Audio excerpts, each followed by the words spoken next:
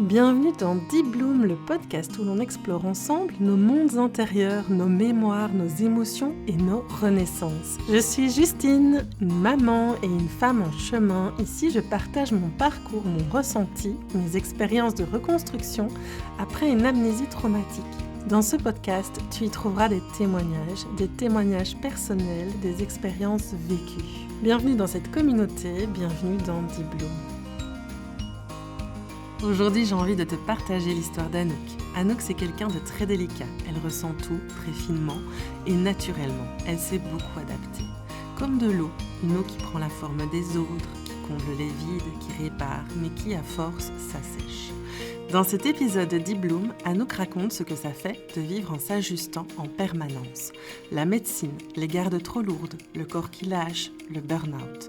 Elle parle aussi de la maternité, de la difficulté à créer du lien au début, de cette tristesse de ne pas ressentir comme elle devrait, et de ce bouleversement intérieur que ça a provoqué en elle. Ce que vous allez entendre ici, c'est un récit brut, honnête, profondément humain. Et puis, après des années de recherche, un diagnostic vient relier toute son histoire. Le TDA qui permet enfin de comprendre l'hypersensibilité, la fatigue, la dépression, la suradaptation. Comme le dit Steve Jobs, on ne peut relier les points qu'en regardant en arrière. Et quand Anouk regarde en arrière, tout s'éclaire. Doucement, l'eau retrouve ses couleurs, la thérapie, la créativité, la poterie, la peinture, l'écriture, les couleurs vives qu'elle remet sur elle et dans sa vie. Il y a un message très fort dans cet épisode. Anouk aimerait qu'on sache qu'on peut changer de métier, qu'on n'est pas obligé de rester dans un cadre qui ne nous respecte pas, que le champ des possibles peut s'ouvrir et que pour vivre une vie alignée, il est important de respecter ses besoins et de rester authentique. Alors si toi aussi, tu as éteint tes couleurs pour t'adapter, je t'invite à écouter cet épisode comme une pause. Et j'espère que ce récit t'aidera toi aussi à laisser un peu plus de couleurs revenir dans ta vie. Bienvenue dans Deep Bloom et bienvenue dans notre conversation. Bonjour Anouk, comment tu vas ? Ça va. Je suis très contente de te recevoir ici. Moi aussi, merci. Je t'avais préparé un petit texte de présentation. Oui. Chaque fois que je t'entends le faire aux autres, c'est assez émouvant. Donc, Je me suis dit, allez, elle va pas y déroger. Avant que tu nous racontes donc qui tu es, Anouk, j'aimerais te partager ce que je perçois de toi. Je te trouve très solaire, pleine d'énergie, presque dopaminergique.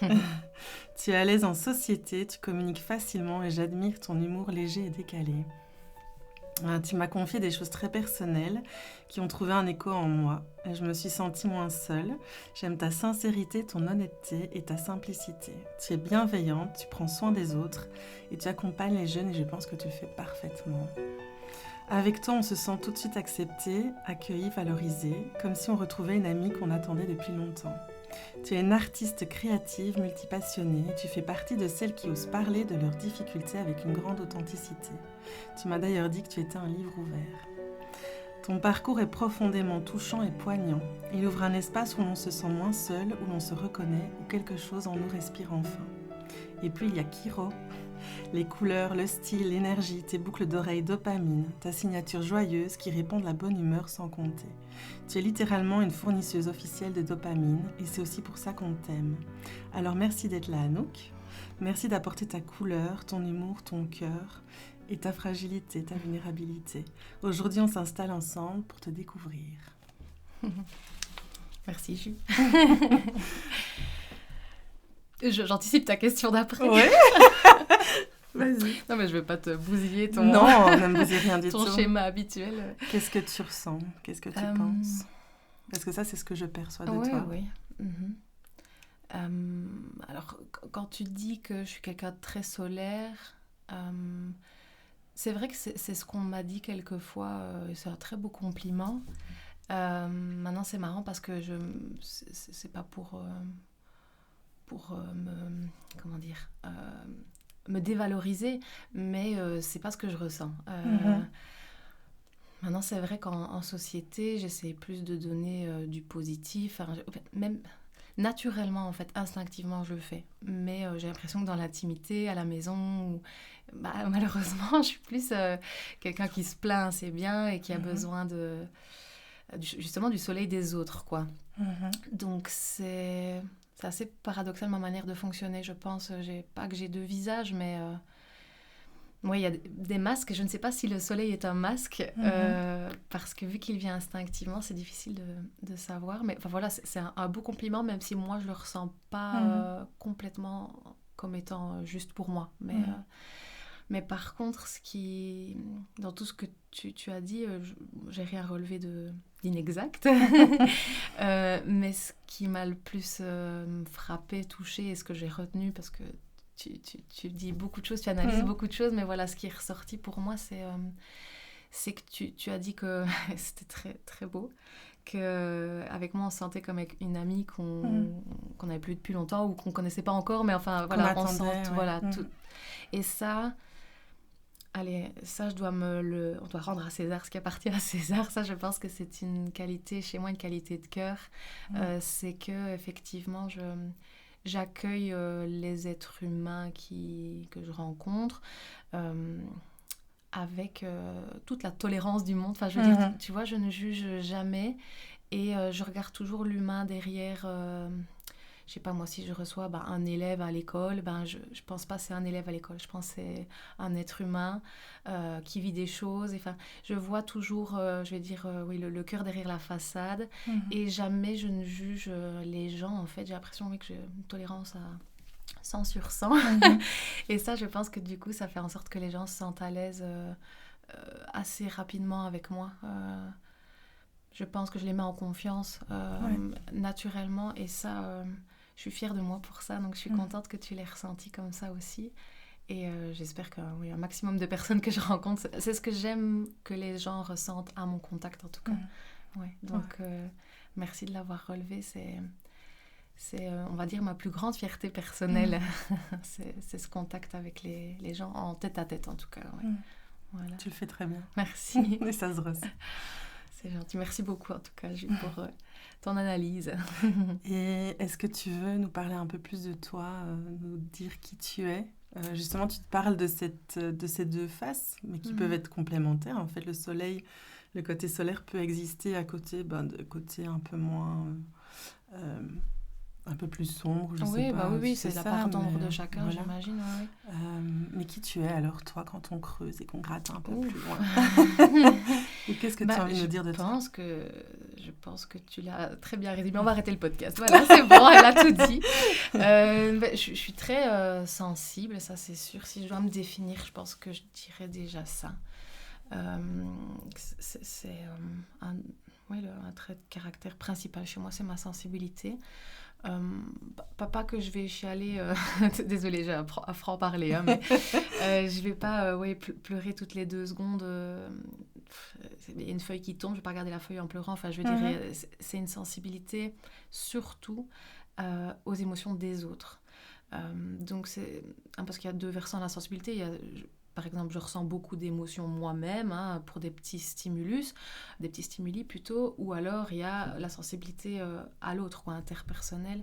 Et c'est surtout celle-là à laquelle je pense pour moi, bien que je sois sensible tout court à tout niveau, mais c'est une des grandes caractéristiques qui me concernent, c'est que je sens très fort les émotions des autres, qu'elles soient positives, négatives, et j'ai... cette capacité, enfin je pense en tout cas, à les analyser, les émotions des autres et ce qui peut leur passer dans la tête, je les perçois sans forcément qu'elles doivent être verbalisées, quoi. Donc ça, si je dois me définir, c'est un des grands traits, pas de caractère, mais ce qui me définit en tout cas, c'est ça en premier, je vais dire, avant de parler de mon boulot ou c'est ça ma définition de moi, c'est que je suis quelqu'un de sensible et de fort intéressé par plein de choses, comme tu l'as dit aussi. Mais oui, après, je ne sais pas trop par où commencer pour me présenter. C'est difficile, vas-y. Justement, quand tu parles de cette analyse des autres, est-ce que ça t'est venu parce qu'il s'est passé des choses dans ton enfance ou quoi, que tu avais besoin de décoder les gens, les autres, ou décoder les situations ? Est-ce que... Oui. Oui, je pense vraiment. Alors ça fait un moment que je m'en suis rendu compte.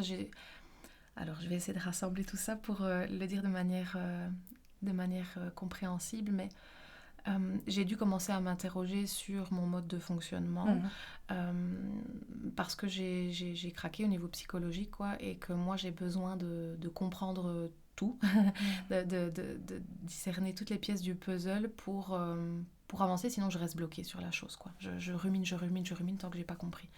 Donc pour moi, ça m'aide à avancer, de comprendre, comme ça je passe à autre chose. Enfin, je veux dire, ça existe toujours, mais je peux changer de disque. Et donc, en fait, je me rendais compte que j'étais en hypervigilance constante par rapport aux émotions des autres. Je m'en suis rendu compte, fin de l'adolescence et à l'âge adulte, que en fête de famille ou même partout, en fait, partout au travail, avec les copains, dans tous les milieux que je côtoie, dès que je vois une personne, bah, je l'analyse tout de suite. Et malheureusement, je l'analyse souvent point de vue négatif. Enfin, tu vois, de me dire, tiens, qu'est-ce qui va pas chez elle? Qu'est-ce qui va pas chez elle? Comme si j'étais à l'affût chez chaque personne de la chose qui ne va pas, par souci de la réparer vite. D'accord. Oui, comme si c'était ma mission à chaque fois que je croise quelqu'un, de lui rendre le sourire, quoi.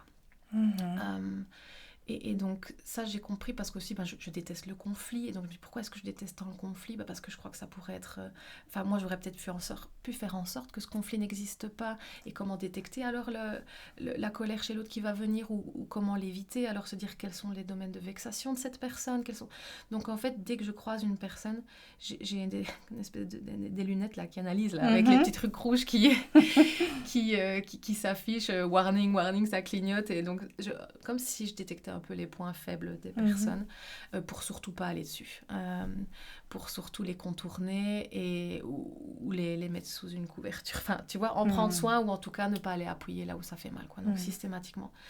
Et oui, j'ai développé cette faculté, mais qui va parfois être un peu lourde, hein, quand même, parce que dès que je rencontre quelqu'un, je fais le scan complet, et au lieu de profiter peut-être du moment, et puis pour la personne, parfois elle n'a pas envie d'être analysée, donc c'est pas toujours une skill positive, quoi. Ça doit être fatigant aussi. Mais c'est fatigant, oui, parce que ça rend beaucoup plus complexe toute interaction dans ma tête.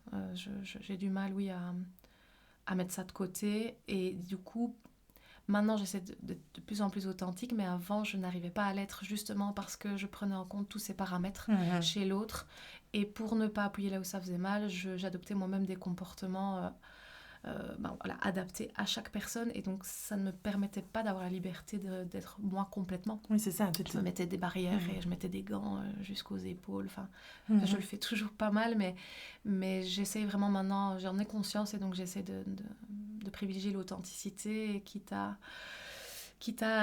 peut-être blesser quelqu'un, mais c'est encore très très compliqué pour moi d'accepter de blesser quelqu'un même sans faire exprès. Mais donc oui, voilà, c'est pendant l'enfance, l'adolescence, etc., le climat familial était fort tendu, était compliqué. Il y avait beaucoup de tristesse autour de moi, parfois aussi pas mal de colère. Et cette tristesse et cette colère, ça me faisait peur.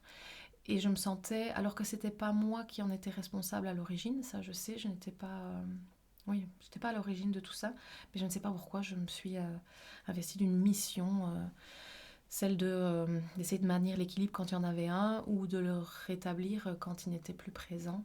Donc j'ai pris l'habitude de toujours doser chaque personne, enfin analyser, comme je te disais, chaque personne de mon entourage et ma famille en premier, pour essayer de combler les trous là où il y en avait, ou comme je te disais, de mettre sous couverture certaines choses. Enfin, je marchais sur des œufs en permanence pour être sûre de ne pas faire de bruit en cassant un, quoi. Donc je pense que c'est là que j'ai développé ça, et voilà, je pense que c'est une de mes plus grandes qualités. Je m'encense, mais il le faut. Mais il faut reconnaître les choses. Je pense, je reconnais vraiment bien mes défauts, mais il faut aussi que je reconnaisse les qualités. Donc voilà, ça a forgé quelque chose en moi que je trouve très beau, la délicatesse en fait, l'empathie, et le fait, de savoir mettre des gants comme il faut. C'est une forme d'intelligence émotionnelle. Tout à fait. C'est juste qu'effectivement, ça rend chaque contact plus lourd, quoi. Et ça t'éloigne de toi, comme tu dis. Eh bien, ça m'a éloignée de moi. Maintenant, depuis qu'il y a eu cette cassure, on va dire, au niveau de mon équilibre psychique, j'ai été obligée de remettre ce système-là en question. Et donc, j'essaye de l'équilibrer, moi, tout simplement. Mais oui, ça m'a éloignée de moi-même. En fait, donc j'ai fait des thérapies avec des psys, etc., depuis des années. Déjà petite ou... Petite, on avait essayé, parce qu'avec les tensions familiales, mes parents, ils prenaient soin de moi et ils se doutaient que probablement j'avais peut-être besoin de décharger, de déposer des choses, etc. Mais c'était très bizarre et je le disais systématiquement, et c'est en te le disant maintenant que je m'en rappelle. Je me sentais toujours à côté de mon histoire. C'est comme ça que je le disais. Okay. En fait, quand je racontais ce qui se passait à la maison, qui n'était pas chouette, qui me faisait pleurer quand j'étais à la maison, mais quand je le racontais au thérapeute, c'est comme si c'était l'histoire de quelqu'un d'autre, et encore, j'aurais été plus triste pour quelqu'un d'autre. Donc je n'avais aucune émotion quand je le racontais, et alors du coup, ça me faisait rien. Je veux dire, d'y aller ou de ne pas y aller, j'avais l'impression que c'était... Oui, ce que je racontais ne me touchait pas, alors que je pouvais en pleurer des heures à la maison. Mais quand je le racontais à quelqu'un d'autre, je ne sais pas pourquoi, je ne ressentais rien. Donc ça a été quelquefois pendant mon enfance ou mon adolescence où je suis allée chez des psys différents en me disant c'est parce qu'avec le psy ça va pas. Non, c'était juste moi qui n'incarnais pas ma propre histoire, finalement mon propre... je ne sais pas si on peut parler de dissociation dans ce genre de cas, mais ça m'a fait penser à ça. Voilà, ça fait un peu penser à ça. Mais c'est marrant parce que c'était plutôt une dissociation temporaire, quoi, parce qu'à la maison, par contre, je ressentais mes émotions et je les exprimais. Mais quand je racontais à une tierce personne, je prenais une espèce de distance, comme si je racontais l'histoire de quelqu'un d'autre, ou des faits comme ça, sans affect. Ça peut être aussi peut-être une protection émotionnelle et pour les autres. C'est possible, ou alors est-ce que je me rendais pas bien compte ? Je ne sais pas, ou je me sentais pas assez en confiance pour lâcher les émotions, je ne sais pas. Est-ce que je me sentais pas légitime aussi d'être là ? Voilà, mais en tout cas, oui, j'avais déjà été chez plusieurs psy enfants ados, mais j'ai vachement intensifié ça adulte. Quand j'ai décompensé, il fallait bien prendre les choses en main. Et là, par contre, j'ai trouvé une psy avec qui j'ai réussi à sentir que j'étais vraiment moi quand j'étais en face d'elle. Et c'est avec elle que j'ai compris le mécanisme, j'y reviens, on a fait un petit détour là, mais du faux self en fait. Tu peux nous expliquer le faux self ? Oui, alors avec mes mots à moi, est-ce que j'en ai compris c'est une espèce de couverture, de masque, d'identité qu'on prend instinctivement, on ne s'en rend pas compte, on ne fait pas exprès, c'est pas calculé, pour se protéger dans des situations où on se sent pas en sécurité en fait. Donc si je prends mon cas, alors c'est pas que j'étais en danger avec ma famille ou c'est juste... Allez, on va parler de la sécurité au sens plus large, la sécurité émotionnelle, parce qu'en sécurité physique, je l'étais évidemment. Mais évidemment, c'est pas le cas pour tout le monde, mais j'avais cette chance. Mais en sécurité émotionnelle, ça, il faut dire que c'était pas le nirvana, quoi. J'avais peur des émotions des autres, et donc, comme je te dis, je marchais sur des œufs, j'analysais tout, j'avais très peur de la dispute à venir ou du coup d'émotions des uns des autres.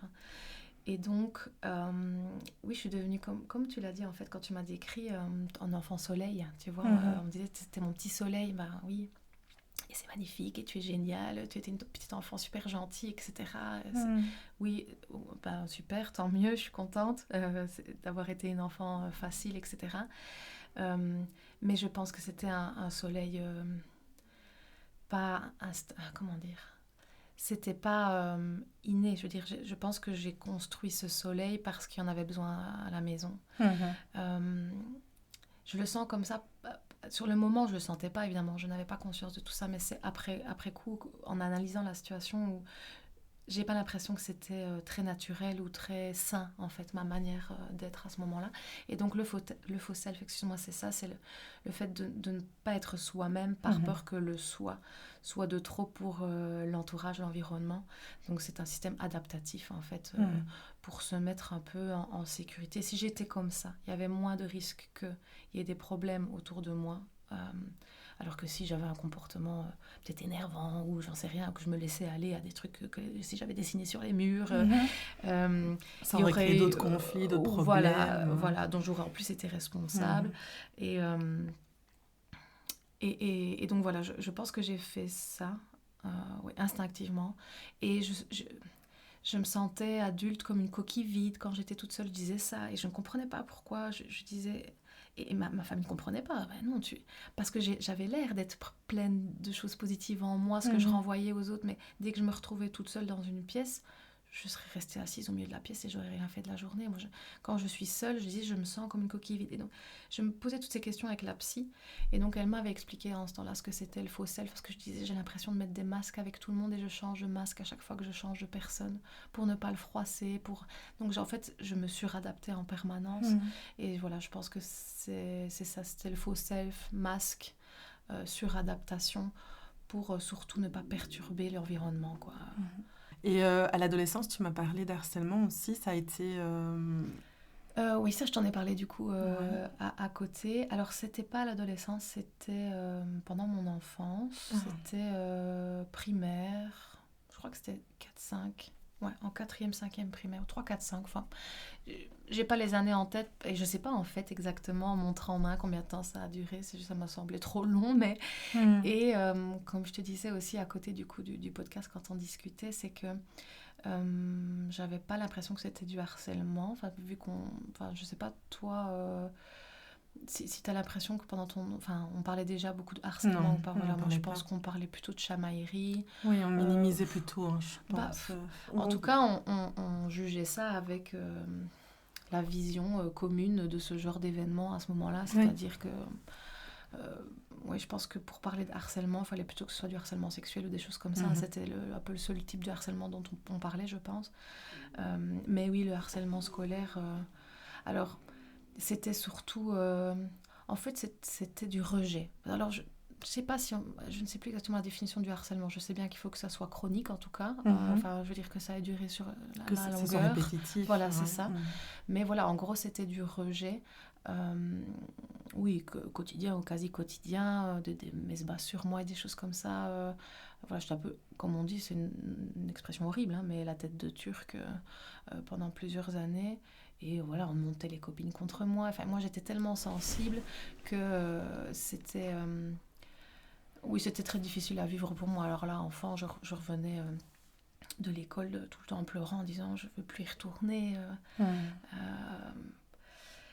Mais voilà, il y avait trop rien à faire, qu'on attendait que ça passe, que les enfants grandissent et deviennent moins cruels. Oui, mais quand t'es enfant, attendre que ça passe... Oui, non, mais j'imagine que c'est ce que les adultes faisaient par contre. Donc ils m'écoutaient, ils me consolaient, mais voilà, peut-être on en parlait à la famille. La famille, en parlait aux enseignants peut-être, mais allez, il n'y a pas beaucoup de prise là-dessus, parce que... les enfants, ils sont parfois bêtement méchants, mais en fait, ils n'ont juste pas encore la conscience suffisante pour se rendre compte qu'ils le sont et que ça peut faire mal à l'autre. Donc, c'était pas qu'une seule personne, mais il y en a une majoritairement avec laquelle ça se passait vraiment pas bien. Eh bien, cette fille, c'est une amie aujourd'hui. Okay. C'est une amie qui prend des nouvelles de moi, qui prend soin de moi, qui a de l'amour pour moi, je le sens, et j'ai de l'amour pour elle, et je sais que c'est pas un être méchant, c'était juste une enfant qui testait les limites à l'école aussi, du coup, des copains, des autres humains, etc. Et qui ne se rendait pas compte de ce qu'elle pouvait provoquer comme émotion chez toi. Non, c'est un manque de conscience, et c'est normal à cet âge-là. Donc je pense que le mieux, ce serait d'éveiller les consciences des enfants le plus tôt possible sur ça, à l'école, à la maison, etc. Mais à l'enfant lui-même, au harceleur, ou en tout cas à l'enfant qui fait du mal à un autre psychologiquement, on peut le punir, ça sert à rien. Non, lui parler avec douceur, gentillesse, lui lire alors des bouquins ou j'en sais rien, mais par contre, moi, je lui en veux pas du tout. Et je sais que dès qu'elle a eu la maturité suffisante, elle a arrêté, et je sais pas si elle s'en veut parce que je leur parle pas comme ça directement, parce que je respecte en fait le fait que peut-être elle risquerait de culpabiliser. Tu voudrais pas la blesser. Je lui disais, non, voilà, c'est ça. Non, mais c'est vrai.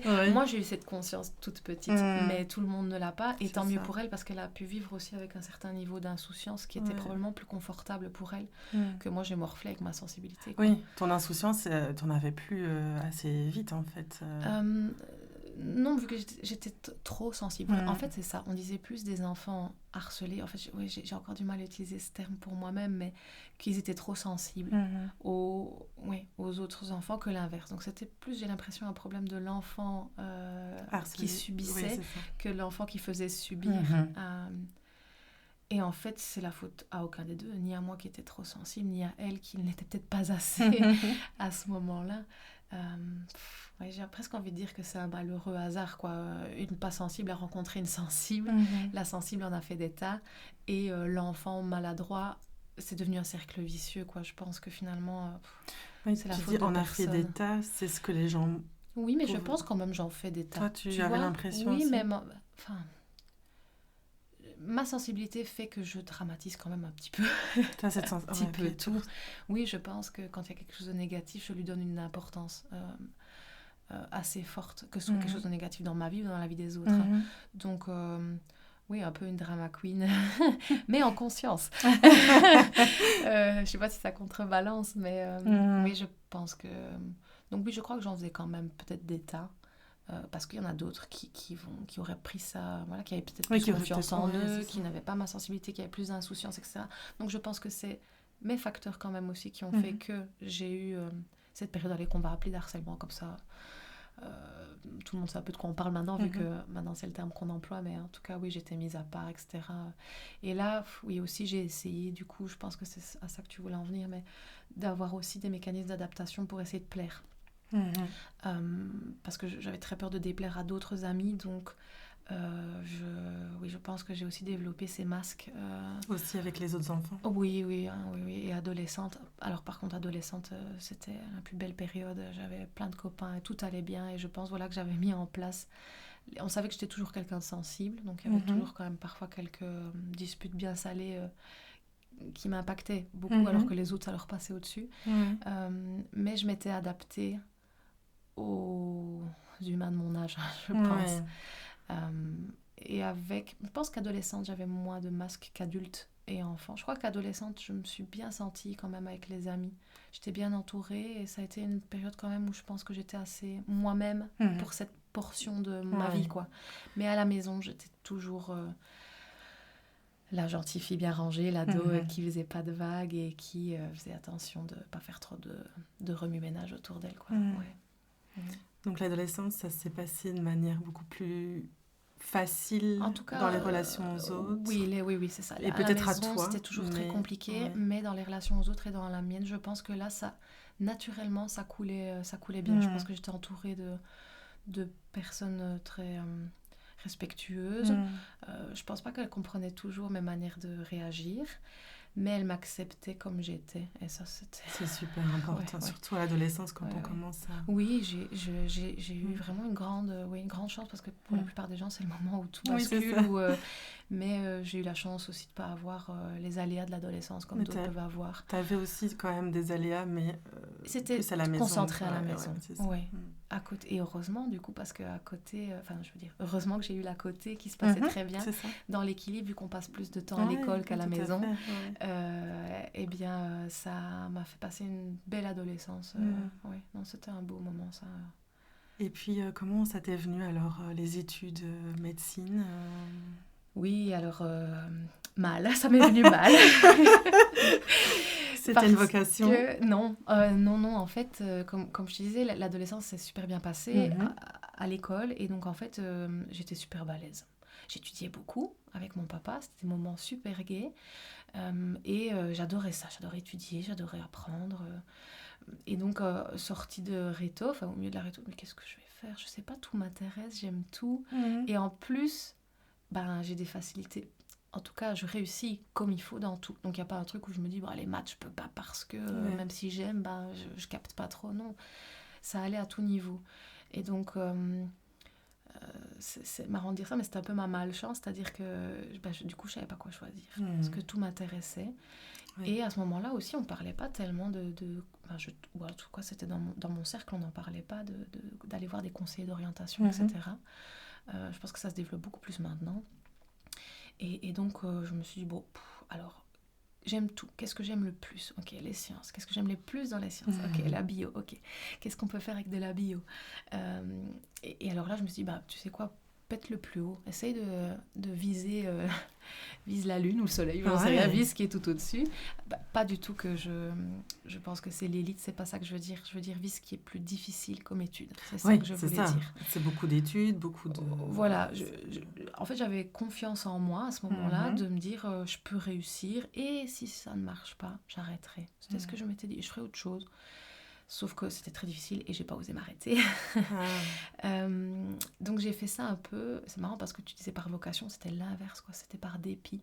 Je sais pas quoi faire. T'as éliminé un peu. Il paraît que médecin c'est un beau métier, que c'est peut-être un des plus beaux métiers, que c'est beaucoup, c'est très, comment dire, valorisant de faire ce métier, de faire ses études. Et donc moi j'étais dans un schéma de valorisation par la scolarité et donc j'ai choisi ce qui était potentiellement le plus valorisant pour moi à ce moment-là. C'était de faire des études de fou, quoi. Ouais. Et donc voilà, c'est comme ça que j'ai choisi ça. Je me suis pas dit depuis enfant je vais faire pédiatre ou pour soigner les bébés. Non, c'était vraiment... Mais en plus t'as fait médecine et puis t'as continué en gynéco. Oui. Alors, j'ai fait plusieurs mauvais choix comme ça. Donc, j'ai fait les 7 ans de médecine et c'était vraiment c'était très, très costaud. C'était difficile moralement. Oui, moralement. Je pleurais. Ma maman pourra en témoigner. Je pleurais beaucoup sur ses genoux parce que c'était dur. J'étais fatiguée. J'étudiais énormément et les résultats n'étaient pas... Alors qu'en secondaire, quand j'étudiais, je pétais des 18, des 19, des 20 sur 20. Ouais. Autant là, voilà, c'est un autre niveau. Et j'avais beau y mettre tout mon cœur, le résultat n'était pas là. Alors, j'ai eu qu'une fois des examens de repasse. Donc, quand je dis le résultat n'était pas là, je passais. Mais c'était pas proportionnel à l'effort que je fournissais. Et à ma volonté, je sais pas, j'avais la volonté de mieux réussir. Je voulais toujours faire mieux. J'aurais dû me contenter de ça, me dire que c'était ok comme ça, mais non, je n'étais pas satisfaite parce que je pense que c'était pas juste par rapport à mes efforts. C'est surtout pour ça, je crois. Parce qu'encore une fois, j'étais pas du tout élitiste, quoi. C'était pas je veux faire 18 parce que je veux faire une grande 10, c'est joli écrit sur un papier. Non, c'était parce que j'adorais ça apprendre et que je comprenais pas que ça se voit pas sur le papier après. Et donc oui, ça a été très chaud cette année, mais voilà, j'ai tenu le coup grâce justement à ma famille qui faisait tout pour moi pour que j'aie qu'à étudier en fait. Je rentrais, je mettais les pieds sous la table, j'avais à manger et je remontais, j'avais même pas besoin de débarrasser mon assiette, quoi. Je veux dire, ils me laissaient l'opportunité de faire que étudier. Donc voilà, grâce à eux. 7 ans d'études. C'était lourd. 7 ans de ta vie en parenthèse. Oui, parce que. Alors, en deuxième médecine, j'ai fait mon baptême. Mon baptême étudiantin, pas religieux. Et c'est pas vraiment le même genre de truc. Non. Et donc, je me suis octroyé ça quand même, parce que j'avais passé la première. Tu vois, je l'ai pas fait en première par peur de rater. Je voulais vraiment pas rater. Et en deuxième, je me suis dit, allez, c'est pas grave, si tu es un petit peu fatigué, que tu sors un peu, etc. J'avais besoin de me faire des copains avec qui vraiment je puisse m'épanouir, comme en secondaire, quoi. J'avais besoin de retrouver un climat social correct. Et donc, ça, le baptême, pour ça, c'est magique. On fait des rencontres, on fait des trucs super fun. Et donc, ce sont devenus des amis que j'ai gardés depuis, quoi. Donc, j'ai bien fait de faire ça. Donc, à part ça, que je me suis octroyée pendant les 7 ans, le reste du temps, je sortais pas. J'allais pas aux fêtes de famille. Je fêtais pas mon anniversaire parce que c'était en plein... Enfin, déjà, je m'en fous de mon anniversaire, mais c'était en plein blocus chaque année. Donc oui, j'ai quand même... alors, c'est juste les vacances, vu que j'avais eu qu'une fois des examens de repasse. Les vacances, par contre, je profitais à fond, quoi. Alors là, j'allais en vacances tout le temps, avec la famille, etc., ou les amis. Mais sinon, le reste de l'année, c'était... je me donnais à fond. Donc, ça a été très long. Ça a été un marathon longue durée qui a été éprouvant, très fatigant. Mais alors, je me suis passionnée de la gynéco, quoi. Les cours en gynéco et les stages qu'on a eus sur les 2 dernières années des 7 ans, c'était merveilleux, quoi. Moi, ça m'a vraiment... ça m'a passionnée. Les cours étaient passionnants, les profs étaient passionnants. C'était magique, j'adorais. J'aurais mangé ça matin, midi, soir, comme thématique, quoi. Je veux dire, j'étais vraiment passionnée. Et donc, j'ai fait fi du fait que c'était peut-être pas le genre de métier qu'il fallait pour moi. Sous prétexte que ça me passionnait, j'ai eu en fait un excès de confiance en moi un peu. Comme quand j'ai choisi médecine, je n'ai pas bien réfléchi. Et d'ailleurs, une amie me l'avait dit, tu sais, ça va être difficile. Je te dis, bah ouais, quoi, je peux le faire. Je m'étais presque vexée. Mais non, en fait, elle avait une meilleure conscience de ce que j'étais capable de faire. Et c'était pas pour me rabaisser ou c'était pas réducteur. En fait, c'est juste, il faut faire ce dont on est vraiment capable ou ce qui va vraiment nous épanouir. Et gynéco, c'était pas ce qui me convenait. C'était, je vais dire, trop pour moi, mais c'est trop pour beaucoup de monde. Et donc, c'est pas un problème. En fait, il faut juste le savoir et l'admettre et pas faire ça quand ça nous convient pas, en fait, en vrai. Parce que oui, ça me passionnait, mais les gardes, les réveils nocturnes, le stress de devoir se grouiller pour aller accoucher, de savoir si ça va bien se passer pour la dame, pour le bébé, on te ressonne après parce qu'il y a une dame qui saigne, on te ressonne. Et en fait, je ne savais pas gérer ça. Je ne savais pas. Enfin, je le faisais. Les urgences. Oui, je le faisais techniquement. Mais à l'intérieur, je me décomposais dès que mon téléphone sonnait. C'était la catastrophe. Mais j'exécutais. Je veux dire, mes maîtres de stage et tout m'ont toujours vraiment félicité, je veux dire, pour mes compétences en tant qu'assistante en gynéco. Et donc, ils ont même été un peu surpris quand je disais, mais en fait, moi, je supporte pas du tout. Ça se voit pas, non. Parce que je fais ce qu'il faut sur le moment avec l'adrénaline et tout, mais... Je disais, en fait, je suis intolérante à l'adrénaline. Je me sens vraiment très mal quand l'adrénaline monte.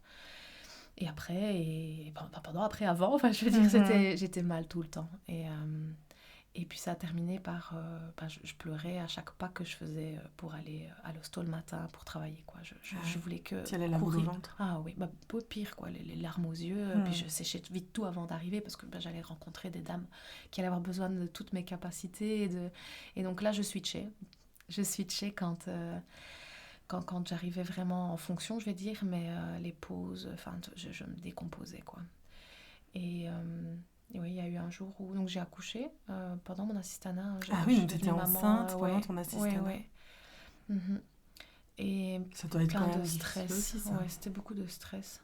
Maintenant, j'ai pu arrêter les gardes assez tôt dans la grossesse que d'autres ne peuvent pas, etc. Donc, l'environnement a été compréhensif et tout ça. Mais quand j'ai accouché, c'était juste avant le Covid. J'ai accouché en décembre et le Covid est arrivé en février. Là, en tout cas, on s'est tous enfermés chez soi en février. Et quand j'ai dû revenir, parce que les médecins étaient les premiers à revenir sur le terrain, c'était la fin de mon congé de maths. Et donc, la petite avait 3 mois. Je commençais tout juste à arriver à me sentir bien en tant que maman, que je devais retourner au front, là, alors que tout le monde était chez soi, et moi j'étais obligée de retourner là dans un climat super spécial. Il y avait plein de protocoles qui étaient mis en place par rapport au Covid. Surtout, l'accouchement, c'était avec masque. Ah oui, mais et quand on rentrait dans une pièce où il y avait suspicion de Covid, on ne pouvait pas ressortir tant qu'on n'avait pas tout fait avec la personne. Mais la prise de sang, ça prend 2 heures pour avoir les résultats. Et donc on devait rester dans la pièce. Mais s'il y avait d'autres urgences, j'attendais. C'était très très lourd comme retour. Et en fait, là-bas, donc je pleurais de plus en plus le matin, de plus en plus tôt et de plus en plus longtemps. Je me souviens, je serrais mon homme dans les bras tous les matins en disant je veux pas y aller. Mais j'étais obligée, donc j'y allais. Et une fois là-bas, dans la réunion du matin, avant de commencer à travailler, j'ai senti que je pouvais plus décoller de ma chaise. On venait de dire chacun à répartir les tâches. Je devais juste aller voir une patiente, voir si ses plaies étaient OK, si les fils étaient beaux. Enfin voilà, c'est rien du tout, ça. C'est finger in the nose. C'était rien de compliqué, ni rien de grave pour la patiente, quoi. Donc c'était une situation banale et je ne pouvais pas y aller. Je sentais, j'avais jamais eu de crise d'angoisse. Je pense que c'était ça devait en être une, ou en tout cas le début d'une, et je peux pas. Et donc là, je me suis arrêtée direct, quoi. J'ai été trouver le chef. J'ai dit, je vois bien que je saurais plus. Je saurais même plus aller faire un truc bête comme ça, d'aller voir un pansement, quoi. Et donc voilà comment j'ai arrêté pour la gynéco, parce que j'arrivais juste plus à avancer sans pleurer toutes les larmes de mon corps. Donc c'est qu'il fallait arrêter quand même. C'était très dur d'arrêter. Oui, comment tu l'as vécu ça c'était dur. Et ça peut paraître bizarre, parce qu'il y a plein de gens qui changent de métier comme ça sans problème, mais en fait nous on est tellement formatés en médecine, on a l'impression qu'il n'y a plus que la médecine qui existe. D'ailleurs c'était un peu ça quand tu oui, c'était carrément ça. Oui. C'était vraiment toute ta vie. Et on est entouré quand même de beaucoup de profs et de médecins élitistes, eux par contre, qui c'est un métier de prestige, donc il faut être à la hauteur du prestige. Donc ça, c'est bien, c'est positif de dire qu'il faut être à la hauteur de la mission qu'on a, qui est une mission importante, d'avoir la santé des gens en main, ça c'est clair. Mais alors du coup, c'est comme si ne peuvent pas comprendre qu'on n'aille pas à une réunion ou un colloque parce qu'on a une fête de famille ou parce que notre grand-mère est malade, enfin, j'en sais rien. Aucune raison n'est valable pour eux pour ne pas... faire de la médecine. Ou être Oui, dans la c'est médecine. ça, oui, aller au colloque, enfin, tu vois, se former. On doit être à 300% dedans ou alors ils ne peuvent pas l'entendre, ils ne peuvent pas comprendre. Alors maintenant, je pense que ça évolue. Depuis ces dernières années, il y a beaucoup d'assistants qui se font entendre pour dire que c'est pas ok cette façon de... Ouais, c'est ça. Enfin, en tout cas, c'est plus ok dans la société actuelle, hein, parce que il faut dire, pour nous, c'était comme ça avant, hein, les vieux profs et tout, mais oui, mais non, ça va plus, ça. Ça peut plus fonctionner avec la société. Et donc, voilà, au moment où moi j'étais assistante, je pense que j'ai été une des premières à arrêter mon assistanat. Sinon, tout le monde, quitte à aller droit dans le mur, tout le monde y va parce que on nous a mis des œillères, quoi, en fait, comme s'il y avait vraiment plus que ça qui existait. Tu t'es enrôlé, en fait, dans un assistanat, t'y es, t'as cravaché pour avoir la place. Oui, en plus. Parce que c'est des concours, etc. Il faut vraiment montrer que t'en veux à mort. T'as fait des articles, que t'as dans des revues, etc. Enfin, tu t'es donné. T'y es, t'y restes, quoi. Tu vas jusqu'au bout. Et si tu veux changer, tu changeras après. Mais d'abord, tu prends ton diplôme, quoi. Et donc, ouais, même pour ma famille, ça a été... Mon papa était sûr que tu vas arrêter parce que tu as consacré 9 ans et demi de ta vie. Et donc, c'était difficile pour lui d'entendre que je lâchais si proche du but, hein, à 2 ans et demi de la libération. Il disait, tiens le coup et après, tu feras ce que tu veux. Si je peux plus tenir le coup, je n'y arrive plus. C'était en fait un burn-out. Oui, tout à fait. Un burn-out scolaire / professionnel. Quand je suis allée voir justement une professionnelle dans le domaine de l'orientation, etc., elle m'a dit, en fait, vous n'auriez jamais dû faire médecine avec votre tempérament. Parce que les études sont trop compétitives, sont trop stressantes pour vous, et que le métier d'après ne vous correspond pas non plus.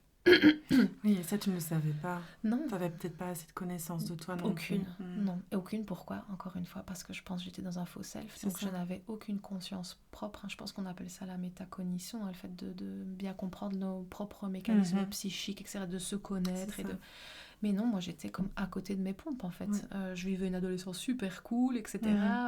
Tout allait bien et je n'avais pas conscience de mes défauts ou de mes qualités. Non, je n'avais que des masques. Et de tes limites et de ce que tu pouvais faire. Exactement, de mes limites. Donc là, j'avais eu un excès de confiance en moi qui me sortait de je sais pas où parce que je suis quand même pas connue pour avoir une confiance débordante. Mais ces 2 moments de ma vie où j'ai eu trop de confiance en moi ou une trop mauvaise conscience de moi-même. Des moments clés malheureusement où ça aurait été bien que je pense à aller voir quelqu'un pour m'aider, m'orienter, je trouve. Et tu regrettes d'avoir ou tu en tires quand même du positif de tout ça? Oui, quand même. Allez, à refaire, hein, je fais assistante sociale ou quelque chose comme ça, donc je ne fais pas... à refaire, je refais quand même pas. Mais c'était passionnant, ça m'a fait vivre des moments incroyables. Et puis, je croise encore parfois des patientes qui me disent « Je me souviens de vous, vous avez été super importante pour moi pendant l'accouchement. Je me suis raccrochée à vos yeux et à vos mots et j'ai réussi à me faire mal pour sortir le bébé. Grâce à vous, ça a été un beau moment. » Eh ben, waouh, ça me remplit de fierté personnelle. Et donc ça, c'est rare, les moments qui peuvent nous nourrir de cette façon-là. Donc ça, quand même, c'est... À refaire, j'aimerais revivre quand même ça. Et j'aimerais être capable de continuer à le vivre. Mais ça, ma foi, je suis bien obligée de constater que je ne suis pas capable de vivre ce genre de vie professionnelle, quoi. Donc, c'est dur à dire. À refaire, je sais pas. J'arrive pas encore à répondre à cette question. Mais je me dis toujours, si ça m'a mené là où je suis aujourd'hui, alors je refais quand même tout le même schéma. Parce que sans ça, je n'aurais pas rencontré mon homme.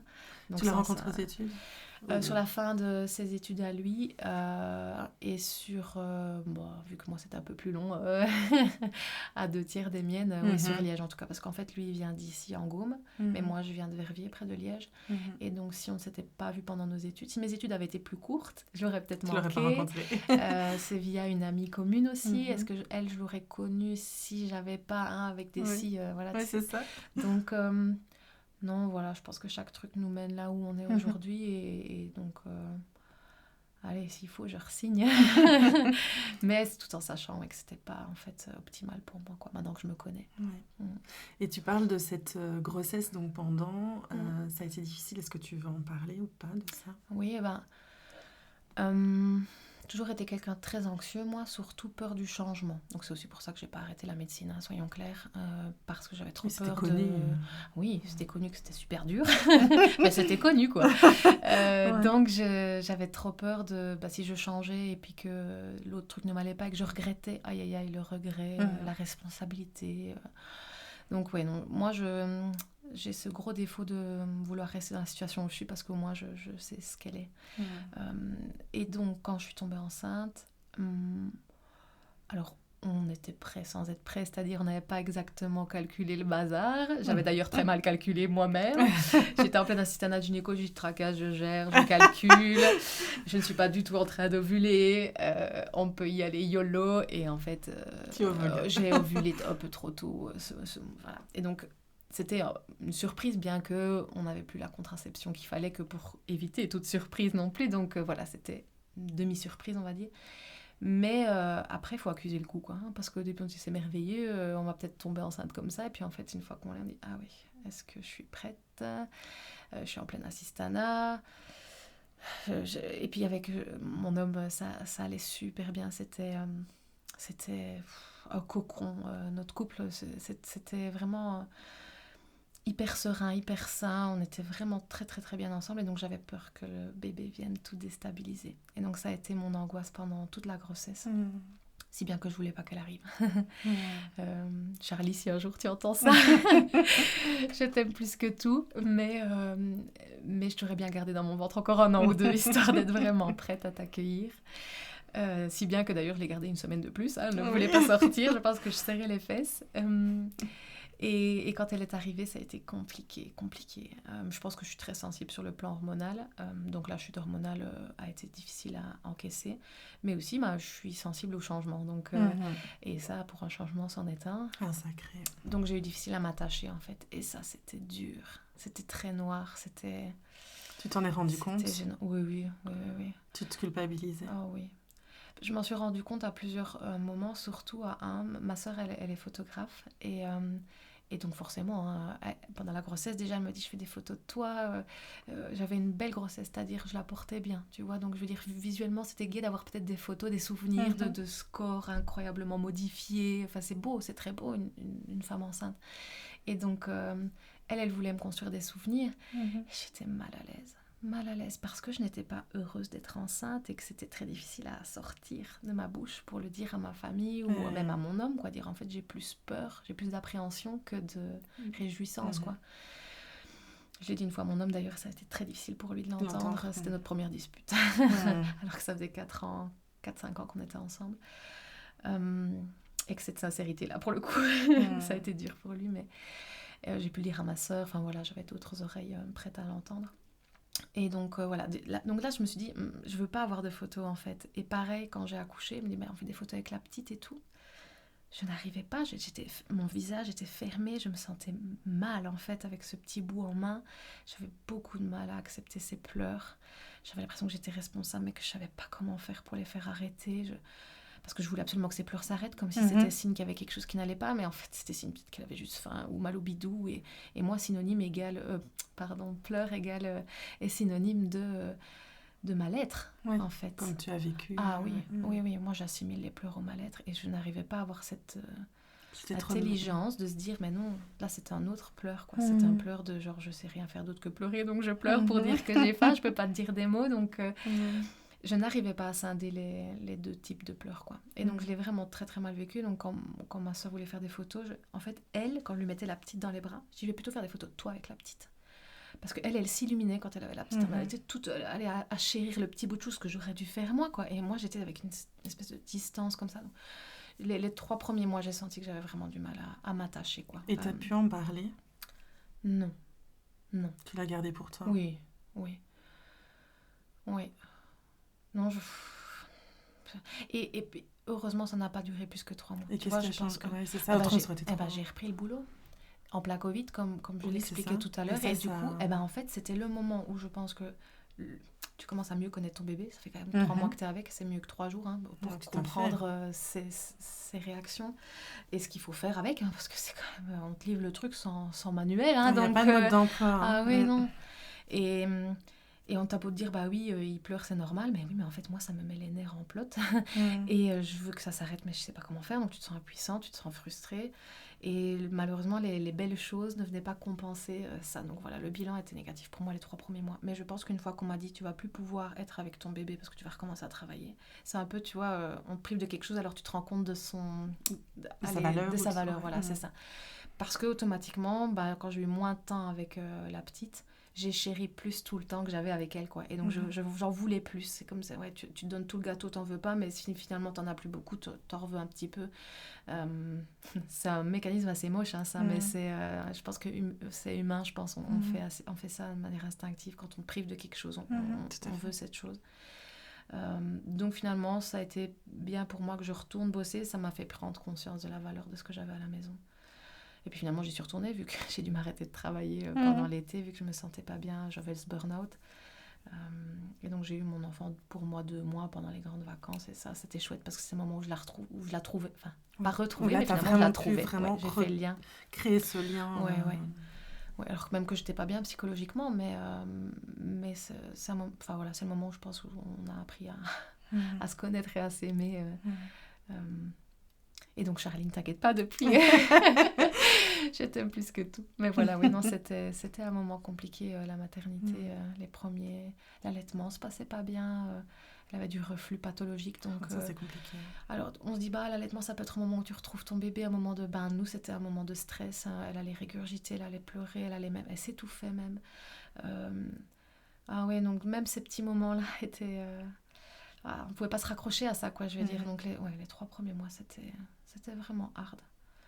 Et je pense que du coup, ça ne m'avait pas aidé à reprendre le boulot sereinement, quoi, ça. Donc, je veux dire, ça a été...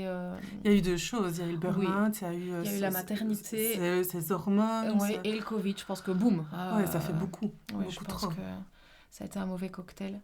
Mais ça a été un mauvais cocktail qui m'a permis d'arriver à dire stop à quelque chose que je continuais, je fonçais dans le mur, tu vois. Tête baissée sans réfléchir. Oui, réfléchir, oui, mais sans oser arrêter. Et donc, ça m'a obligée. Oui, t'avais quand même la petite conscience qu'il fallait... tous les jours, je me sentais mal. Donc, mais je n'aurais jamais osé arrêter si je n'avais pas été vraiment... Non, j'avais peur de regretter, comme je te dis. J'avais peur de... Bah ok, j'arrête et puis je fais quoi? Si c'est l'autre chose ne me plaît pas et que je veux revenir en arrière et que je peux pas, ça veut dire qu'il faudra que j'assume des responsabilités. Et moi, les responsabilités, c'est compliqué. La culpabilité, c'est compliqué. Donc voilà, je fouillais les responsabilités en fait en restant dans l'engrenage. Mais voilà, ça c'est pour bébé. Hein. Et ensuite alors, j'ai arrêté la gynéco et il me fallait quelque chose tout de suite parce que le système on va dire de santé au Luxembourg est un peu particulier, hein. Il y a la CNS, pour ne pas la nommer, qui, vu qu'il paye quasi la totalité de ton salaire quand tu es à l'arrêt maladie, et que ton salaire n'est pas négligeable quand tu es au Luxembourg, ça fait beaucoup d'argent pour eux qui sortent alors que tu ne travailles plus quand tu es en maladie, bah, ils essaient le plus vite possible de tout dehors, hein, soyons clairs. Enfin, en tout cas, c'est comme ça que le ressentent les patients qui sont reçus là-bas, parce que ça coûte beaucoup de sous. C'est pas comme nous où c'est l'INAMI qui distribue aux mutuelles, qui redistribue. Ici, c'est le même, c'est une seule personne, organisme, merci, qui va devoir donner les soins à tous ceux qui travaillent au Luxembourg et qui sont en arrêt maladie. Et comme je te dis, donne, je pense, 80 ou 90% du salaire, je sais plus, mais pendant un certain temps, et donc c'est vraiment beaucoup d'argent. Donc je pense qu'ils essayent, forcément, pour que le système tienne, ils doivent élaguer peut-être un peu plus que nous dans notre système belge. Et donc j'ai été reçue par une médecin conseil là-bas. Je crois que ça faisait 2 semaines que j'avais arrêté la gynéco, un truc comme ça. En fait, déjà. Maladie. Ah ouais, non, il te saute dessus tout de suite. Ah oui. Elle dit, à burn-out, mais vous aviez repris le travail seulement il y a 2 mois. Avant ça, vous étiez en congé de maternité. Donc, c'est pas possible de faire un burn-out si ça fait que 2 mois que vous avez repris le travail. Parce que pour eux, le burn-out, ça fait 3 ans que tu bosses, que t'en peux plus. Et puis, paf. Ok. Non, en fait, ce qu'il faut faire, madame, c'est changer de travail. Donc, voilà, on est mercredi. Lundi, vous devez vous réinscrire comme demandeuse d'emploi. Et là... J'avais 16 de tension, c'était la première fois de ma vie que j'avais une tension qui n'était pas à 12,8. Je pleurais, mais elle était impassible. Donc je n'ai pas pu lui dire, mais en fait, je n'étais pas capable. Mais je n'ai pas réussi à lui dire. Donc je suis repartie de là, évidemment, en pleurs, comme d'hab. Et le lundi, j'ai été m'inscrire au chômage. Et sauf que j'ai pas droit de chômage parce qu'en tant qu'assistante, on est considéré comme étudiante. Donc, il faut un stage de 6 mois. Ben, c'est gentil. Je loue un appart, j'ai un bébé. Oui. Et ben donc, j'ai postulé dans les métiers que je pouvais faire en étant médecin sans spécialisation. J'ai le diplôme de médecin, mais en fait, je suis... Oui, t'es pas généraliste parce que t'as pas fait l'assistanat. Ouais, ok. Et donc, oui, j'étais... Alors heureusement, j'étais entourée de personnes qui me conseillaient pas mal. Je demandais à gauche, à droite des conseils et j'ai cette faculté de rebondir. Il y a un truc qui va pas, allez, paf, paf, paf, alors on se renseigne, on fait ça, on fait ça. Et donc, j'ai été employée comme médecin conseil, mais en Belgique, moi, alors du coup.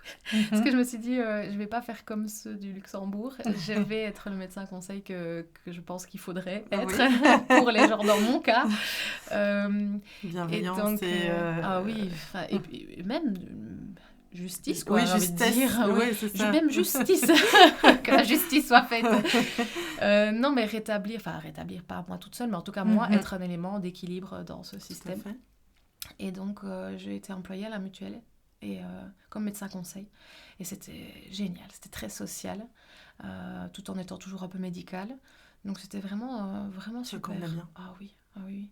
Et je convenais bien aussi je me dis encore patients, mais on doit dire affiliés quand on est médecin mutuel. Ils arrivaient en boudant, parce que c'est pas des rendez-vous auxquels on aime bien aller, vu que c'est des convocations en plus. Et ils repartaient avec le sourire. Et alors je me disais tout le temps, yes! Alors j'avais une petite case qui était cochée, sourire. Et puis même mes collègues me disaient, en fait, c'est pas normal. C'est pas normal qu'ils ressortent tous avec le sourire. C'est que tu ne les confrontes pas, ou c'est que... Mais si, mais en fait... j'ai cette faculté de confronter avec des gants et de convaincre peut-être la personne que si elle doit retravailler, si je lui dis qu'elle doit retravailler, qu'elle en est capable, c'est qu'elle en est vraiment capable et c'est que ça va lui faire du bien parce que je suis pas là pour lui faire du mal et que travailler en fait ça peut vraiment épanouir, que d'être tous les jours à la maison en dépression, c'est pas valorisant, c'est pas... Personne n'aime faire ça, je veux dire, ils sont pas là de gaieté de cœur chez eux. Et donc, dès que je sentais une étincelle, une possibilité ou une capacité, j'essayais de les encourager à reprendre un emploi, bien sûr, qui leur convienne, avec des conditions qui soient favorables pour leur bien-être. Mais ouais, je les motivais dans ce sens-là. Et oui, encore une fois, je vais me l'octroyer, je faisais ça bien. Ouais. Et je le referai peut-être volontiers dans le futur, mais j'ai pris encore un virage. J'ai eu un deuxième bébé, en fait, je fais un virage par bébé. D'accord. Et donc, oui, alors malheureusement, oui. Alors, j'ai par contre complètement décompensé sur le plan psy. C'est ce dont on parlait au début du podcast, c'est le moment où j'ai décompensé. Pendant la grossesse ou après donc la grossesse, ça a été pareil que la première, beaucoup d'angoisse. On avait retrouvé un équilibre avec Charlie, notre grande, et donc j'avais peur que ça perturbe de nouveau l'équilibre. Donc tout rebelote. Si ce n'est que ça a été plus facile en postpartum, je me suis plus vite attachée parce que je crois que je savais ce que ça donnait en fait. Finalement, c'était pas qu'une petite chose qui allait me perturber, c'était un être humain que j'allais aimer. Et donc je pense que le fait d'avoir eu Charlie avant m'a aidée à plus vite voir les choses d'une manière positive avec Ninon. Enfin, je veux dire, quand Ninon est sortie de mon ventre, je l'ai accueillie avec de l'émotion positive parce que j'avais l'expérience de Charlie qui faisait que je savais que oui, c'était un être que j'allais aimer de toute façon, donc autant le faire dès la première minute. Et j'ai décompensé après, oui, quand j'ai repris le boulot, de nouveau en postpartum en fait, à chaque fois. 3 mois après. Oui, mais alors en tant que médecin conseil, donc là c'était un environnement très propice à aller à un épanouissement des deux côtés. Je veux dire, c'est une vie de famille tout à fait possible avec un horaire de médecin conseil. Mais j'ai quand même décompensé, ça je saurais pas trop dire pourquoi ça m'est tombé à ce moment-là. Mais, et qu'est-ce qui s'est passé ? Tu parles de décompensation. C'était un peu pareil quand gynéco, je pleurais tous les matins, alors que le métier ne me stressait pas. Mais je commençais alors là à être débordée par les émotions des patients que j'avais en face de moi parce qu'ils vivaient tous des histoires fort compliquées et je commençais à pleurer quand ils me racontaient leurs histoires. Mais je peux pas, c'est eux qui sont dans le mal, j'ai envie de dire. Et donc je dois garder une posture pas neutre parce que je suis compatissante et tout ça, mais j'avais vraiment les larmes qui me montaient quand ils me racontaient leurs difficultés, les patients. Je me dis la distance émotionnelle n'y est plus, enfin la juste distance en tout cas. Et voilà, sur le plan personnel en fait ça commençait à pas aller. Avec mon homme, j'étais de plus en plus distante. J'avais plus trop de plaisir. La dépression s'est installée en fait tout doucement. Sans crier gare, quoi. Ouais, puis jusqu'à ce que le matin, je pleure trop dans la voiture que pour aller jusqu'au boulot. Je dis, je vais pas pouvoir accueillir les patients avec leurs difficultés en étant moi comme ça. Je n'arrive plus. les portes sont fermées, quoi. Il n'y a plus rien qui peut rentrer. Et donc voilà, je me suis mise à l'arrêt et puis j'ai recommencé à mi-temps parce que je culpabilisais. Et puis j'ai arrêté parce que j'y arrivais quand même pas. Et puis j'ai recommencé parce que... Alors pour le boulot, c'était l'enfer parce que je revenais, je partais. C'était vraiment compliqué pour eux. Puis finalement, j'ai compris qu'il fallait que je m'arrête complètement et longtemps. Et donc voilà, j'ai été à l'arrêt de travail, à mon avis, 1 an et demi complet, quoi, sans travail du tout. Avec du coup la thérapie, les médocs, le repos et... la découverte de ma créativité. Donc, oui. Voilà, ça a été le moment. Parce que oui, tu n'étais pas du tout connectée à ça avant. Non, pas du tout. Donc j'étais encore dans mon faux self en fait. J'étais toujours là-dedans et donc il y avait place pour rien d'autre que tous mes masques et tous mes déguisements. Et c'est en décortiquant tout ça avec la psy que je me suis dit en fait il faut que j'expérimente pour savoir ce que j'aime moi. Parce que là, je crois que je sais ce que tous les autres aiment. Et donc, je fais ce que tous les autres aiment. Mais je ne fais pas ce que j'aime moi. Et tu sais, on m'avait interpellée en me disant... une fille comme ça, dans une soirée avec des potes. Et tu fais quoi sinon après le travail j'ai un bébé. Pourquoi? Quoi, tu veux dire, tu fais pas de musique ou... En fait, parce qu'elle faisait de la musique. Bon, déjà, elle n'avait pas de bébé. Ça, c'était une excuse pour moi. Parce que... Non, mais c'est une excuse parce qu'en fait, même avant d'avoir un bébé, j'avais la gynéco, tu vas me dire. Donc, j'ai à chaque fois une bonne excuse. Tu avais tout le temps ton temps pris. Oui, mais il y en a quand même qui arrivent à avoir des passions à côté. J'ai des potes médecins qui faisaient de la danse du ventre, de la musique. Et moi, je faisais rien parce que j'avais jamais trop essayé des hobbies, en fait. J'avais fait un peu de sport quand j'étais ado, mais j'accrochais pas, donc voilà. Mais côté artistique, c'était ma sœur, l'artiste. Et donc, moi, c'était pas pour moi. Voilà, chacun son truc, quoi. Moi, j'étudiais et... T'étais la scientifique. C'est ça, ouais, c'est ça, exactement. J'avais cette casquette et puis voilà. Et donc là, en fait, je me suis dit, il faut que... Je me suis confrontée en me disant, zut, en fait, j'ai pas de hobby. Je manque d'une richesse dans la vie, c'est d'avoir des loisirs, en fait. Il n'y a pas l'option loisir dans ma vie. Et donc, vu que là, j'avais enfin du temps, j'ai essayé la poterie, donc la céramique. J'ai adoré. J'ai vraiment fort mordu, donc je me suis acheté un tour pour le faire tout le temps. C'était quasi... Enfin, c'est addictif, carrément. Donc, j'ai fait vraiment beaucoup de poterie. C'est avec le tour, tu vois. Donc, c'est carrément hypnotisant. Oui, ça doit détendre. Et puis, c'était magnifique de voir un bloc de terre se transformer en une forme que tu choisis, presque. Ça dépend des fois. Parfois, tu choisis pas trop. Mais que tu es censé choisir. En tout cas, non, c'était vraiment merveilleux. Et j'ai découvert que j'avais de la créativité. Et ça, je pensais vraiment pas. Je pouvais te faire une liste avec, tu sais, peut-être mes qualités, mais c'était tout un peu plus des qualités intellectuelles ou émotionnelles. Mais artistiques, créatives, jamais j'aurais imaginé. Et puis j'ai versé dans Kiro, donc la marque avec les bijoux que je fais. C'est surtout des bijoux, mais il y avait un peu de poterie aussi. Et là, c'est la découverte de la couleur. Avant, je m'habillais toujours en noir, comme ça, je dépassais pas. Personne me voyait, personne pouvait dire, mais enfin, qu'est-ce qu'elle a mis? Non, c'était hyper neutre. Et donc là, j'ai découvert un univers, celui de la créativité et de la couleur, et c'était magique, quoi. C'était vraiment une porte en plus qui s'ouvrait en fait dans le champ des possibles de la vie, quoi.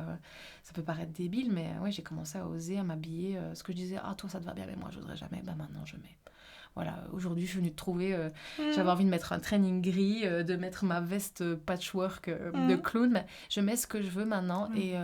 Et l'autre fois, quand on s'est vu, j'avais une robe rose hyper flash. Et puis les gens m'ont fait les gens m'ont fait un peu des petites réflexions, mais toutes gentilles, parce qu'on a un environnement très bienveillant autour de nous ici dans le coin. Mais oui. Voilà, j'ai mis une robe rose et elle se voit de loin. Et je ne suis... Ouais, c'est une révolution pour moi. C'est ce que j'appelle la révolution colorée. C'est vraiment magique, les couleurs, je pensais pas. Et donc, j'en mets plein dans mes boucles d'oreilles. Donc, j'ai commencé par les oreilles et puis pop, ça a pris... ça a déteint partout. Je vois Oui, non, c'est ça le processus. Oui, c'est ça. La couleur a pris du terrain petit à petit. Et oui, maintenant, je peux sortir avec... ça te soutient moralement? Oui, donc je fais parfois des petites vidéos de look sur mon compte Insta là, et je me rends compte qu'en fait à chaque fois j'en fais une, je dis que je suis de mauvaise humeur dessus. Et que t'étais, on va mettre de la couleur. Oui, alors je me dis, oufti, en fait c'est pas très, pas que c'est pas fun, mais c'est pas très good vibe pour les réseaux, hein, normalement on fait plutôt des vidéos où on est super contente de s'habiller en couleur, etc.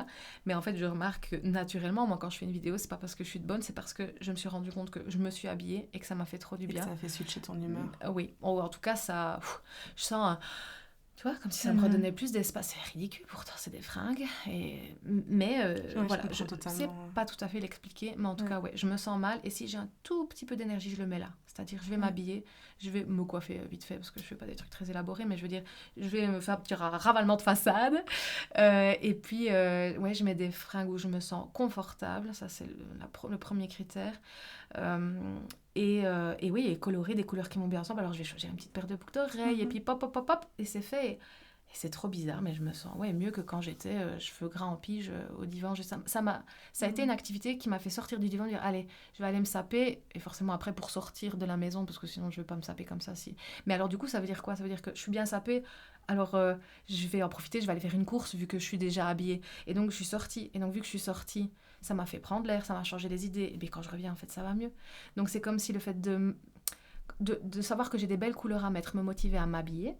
Une fois que je suis habillée, ça me motive à sortir. Et une fois que je suis sortie, ça me motive à récupérer un flow positif et actif, en tout cas, au lieu d'être restée dans mon divan devant ma série, comme j'aime beaucoup le faire.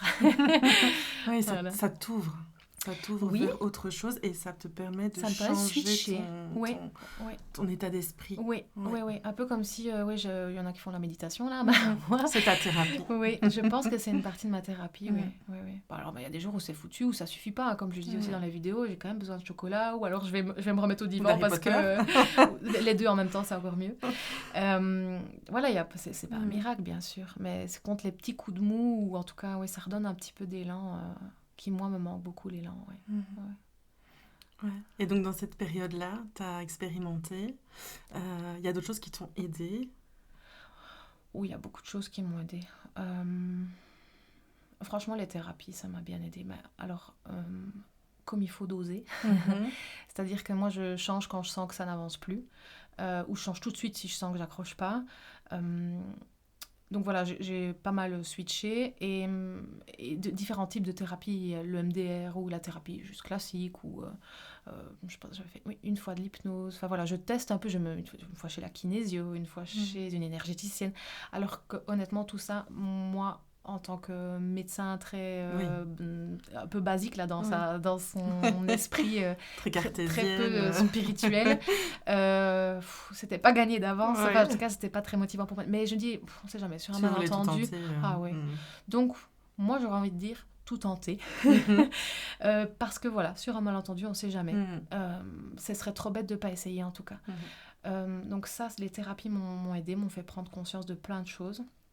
Et alors, la famille, les amis, le soutien, parce que j'ai cette faculté de parler, d'oser parler, d'oser dire ce qui ne va pas, de me plaindre beaucoup, mais du coup, ça veut dire de ne pas trop garder pour moi des choses. C'est ça, tu arrives à te libérer et à sortir de toi. Oui, à mon avis, sûrement trop pour certaines personnes.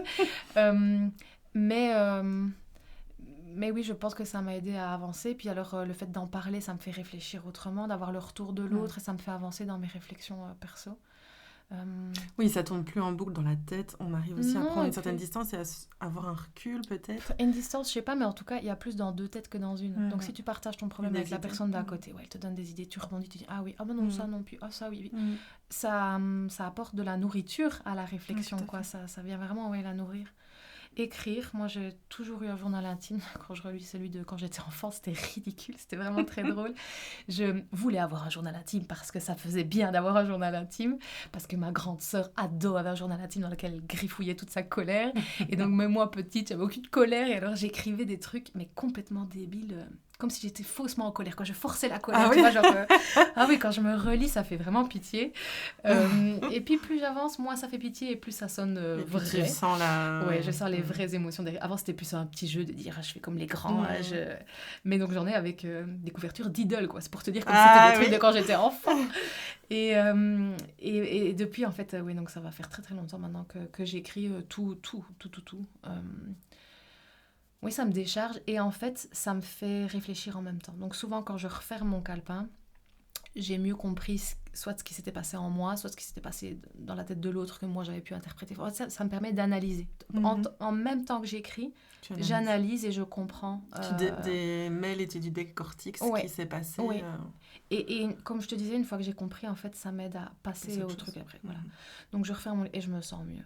Et Alors, c'est rare que ce que j'ai écrit, je ne l'ai pas dit non plus à une personne. Souvent, je fais les deux. Je dis et j'écris. Et puis, il y a peut-être une chose ou l'autre que j'ai jamais osé dire que j'ai écrit, mais au moins c'est quelque part et c'est comme si je me l'étais dit à moi-même en fait. Du coup, c'est quand même dit. Quelque part, c'est dit. Donc et ça, t'écris tous les jours? Non, j'aimerais bien. Donc là, j'ai essayé de prendre une habitude, c'est les 3 gratitudes du soir que j'écris. Mais voilà, malheureusement, j'ai pas encore réussi à ce que ça soit une habitude suffisante que pour que ce soit un automatisme. Mais j'écris très régulièrement. Ouais, très régulièrement. Et en tout cas, j'y reviens dès que j'en ressens le besoin, quoi. Ça a vraiment été un outil précieux pour moi. Le chocolat, très précieux. Très important. Celui au lait, évidemment. Le plus mauvais pour la santé. Pas le noir pur, mais c'est le 80% de cacao. Non. C'est le seul qui réconforte. Oui, en tout cas, moi, oui. Ouais. Et le sucre, les bonbons, tout ça. Ça a été... Je sais que c'est pas bon, mais ça a été d'une grande aide, sincèrement. Mais c'est important. En fait, on a des besoins aussi en nourriture. Oui, certainement. Émotionnelle. C'est plus gras et plus sucré parce que ça amène du réconfort, vraiment. Ça a été prouvé. Oui, mais c'est ça. En fait, ça amène les hormones de plaisir, de détente, sérotonine, dopamine et tout ça. Mais avant, évidemment, je n'avais pas conscience de tout ça, moi. Alors, pendant mes examens et tout, c'était quasi immonde, j'ai envie de dire, la montagne de sucre que j'avais sur mon bureau pour me donner du courage et pour me féliciter, quoi. C'était devenu un système de récompense et d'encouragement. Donc avant même d'avoir droit à une récompense, c'était une récompense anticipée, quoi. J'avais besoin de ça pour avancer. Et donc ça, c'est même devenu problématique avec les années, quoi. C'est des quantités qui sont médicalement pas... Qu'est-ce que tu veux dire compenser après? Parce que tu pourrais faire plus de sport ou faire attention, non, donc c'était voilà, tu avais besoin de ce je sentais que j'avais besoin de ça. Oui, c'était ça en fait. Oui, et j'avais la chance d'avoir un métabolisme, je digérais, c'est pas le bon terme, mais j'assimilais très bien tout ce que je mangeais. Et je pense que ça me retombera dessus avec un bon diabète à 50 ans, hein, mais ça a été, moi je fumais pas, je buvais pas, j'avais aucun mécanisme de compensation à part tout ce que tu vivais comme stress et comme intensité. Comme, Ah non, c'était vraiment ça, c'était mon déstressant, ça l'est toujours d'ailleurs. Donc voilà, c'est un outil que je conseille pas forcément à tout le monde, mais j'ai envie de dire, mieux vaut peut-être ça que des drogues dures. Enfin, je veux dire, donc, moi je préfère avoir choisir un diabète que d'être alcoolique. Au moins le diabète, a priori, ça va faire de mal qu'à moi. Donc voilà, c'est un outil qui quand même pourrait être utilisé. On va le noter. Oui, il faudra quand même mettre en tout qu'il faut manger 5 fruits et légumes par jour, que l'abus de sucre n'est pas recommencé, merci. Parce que c'est le médecin qui dit prenez du sucre, ça vous fera du bien. Et donc, donc l'écriture, le sucre, les liens sociaux, et franchement la téloche. Moi, ça m'anesthésie.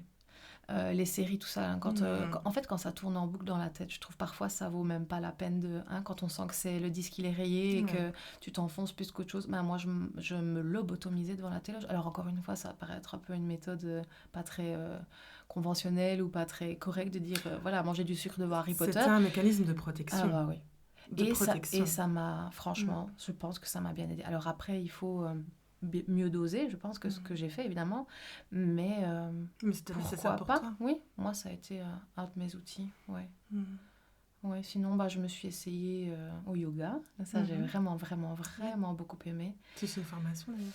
Oui, une formation en ligne. Parce que je ne me sens pas encore vraiment capable de faire des déplacements, des choses comme ça au niveau de mon énergie. Donc, je commence en ligne.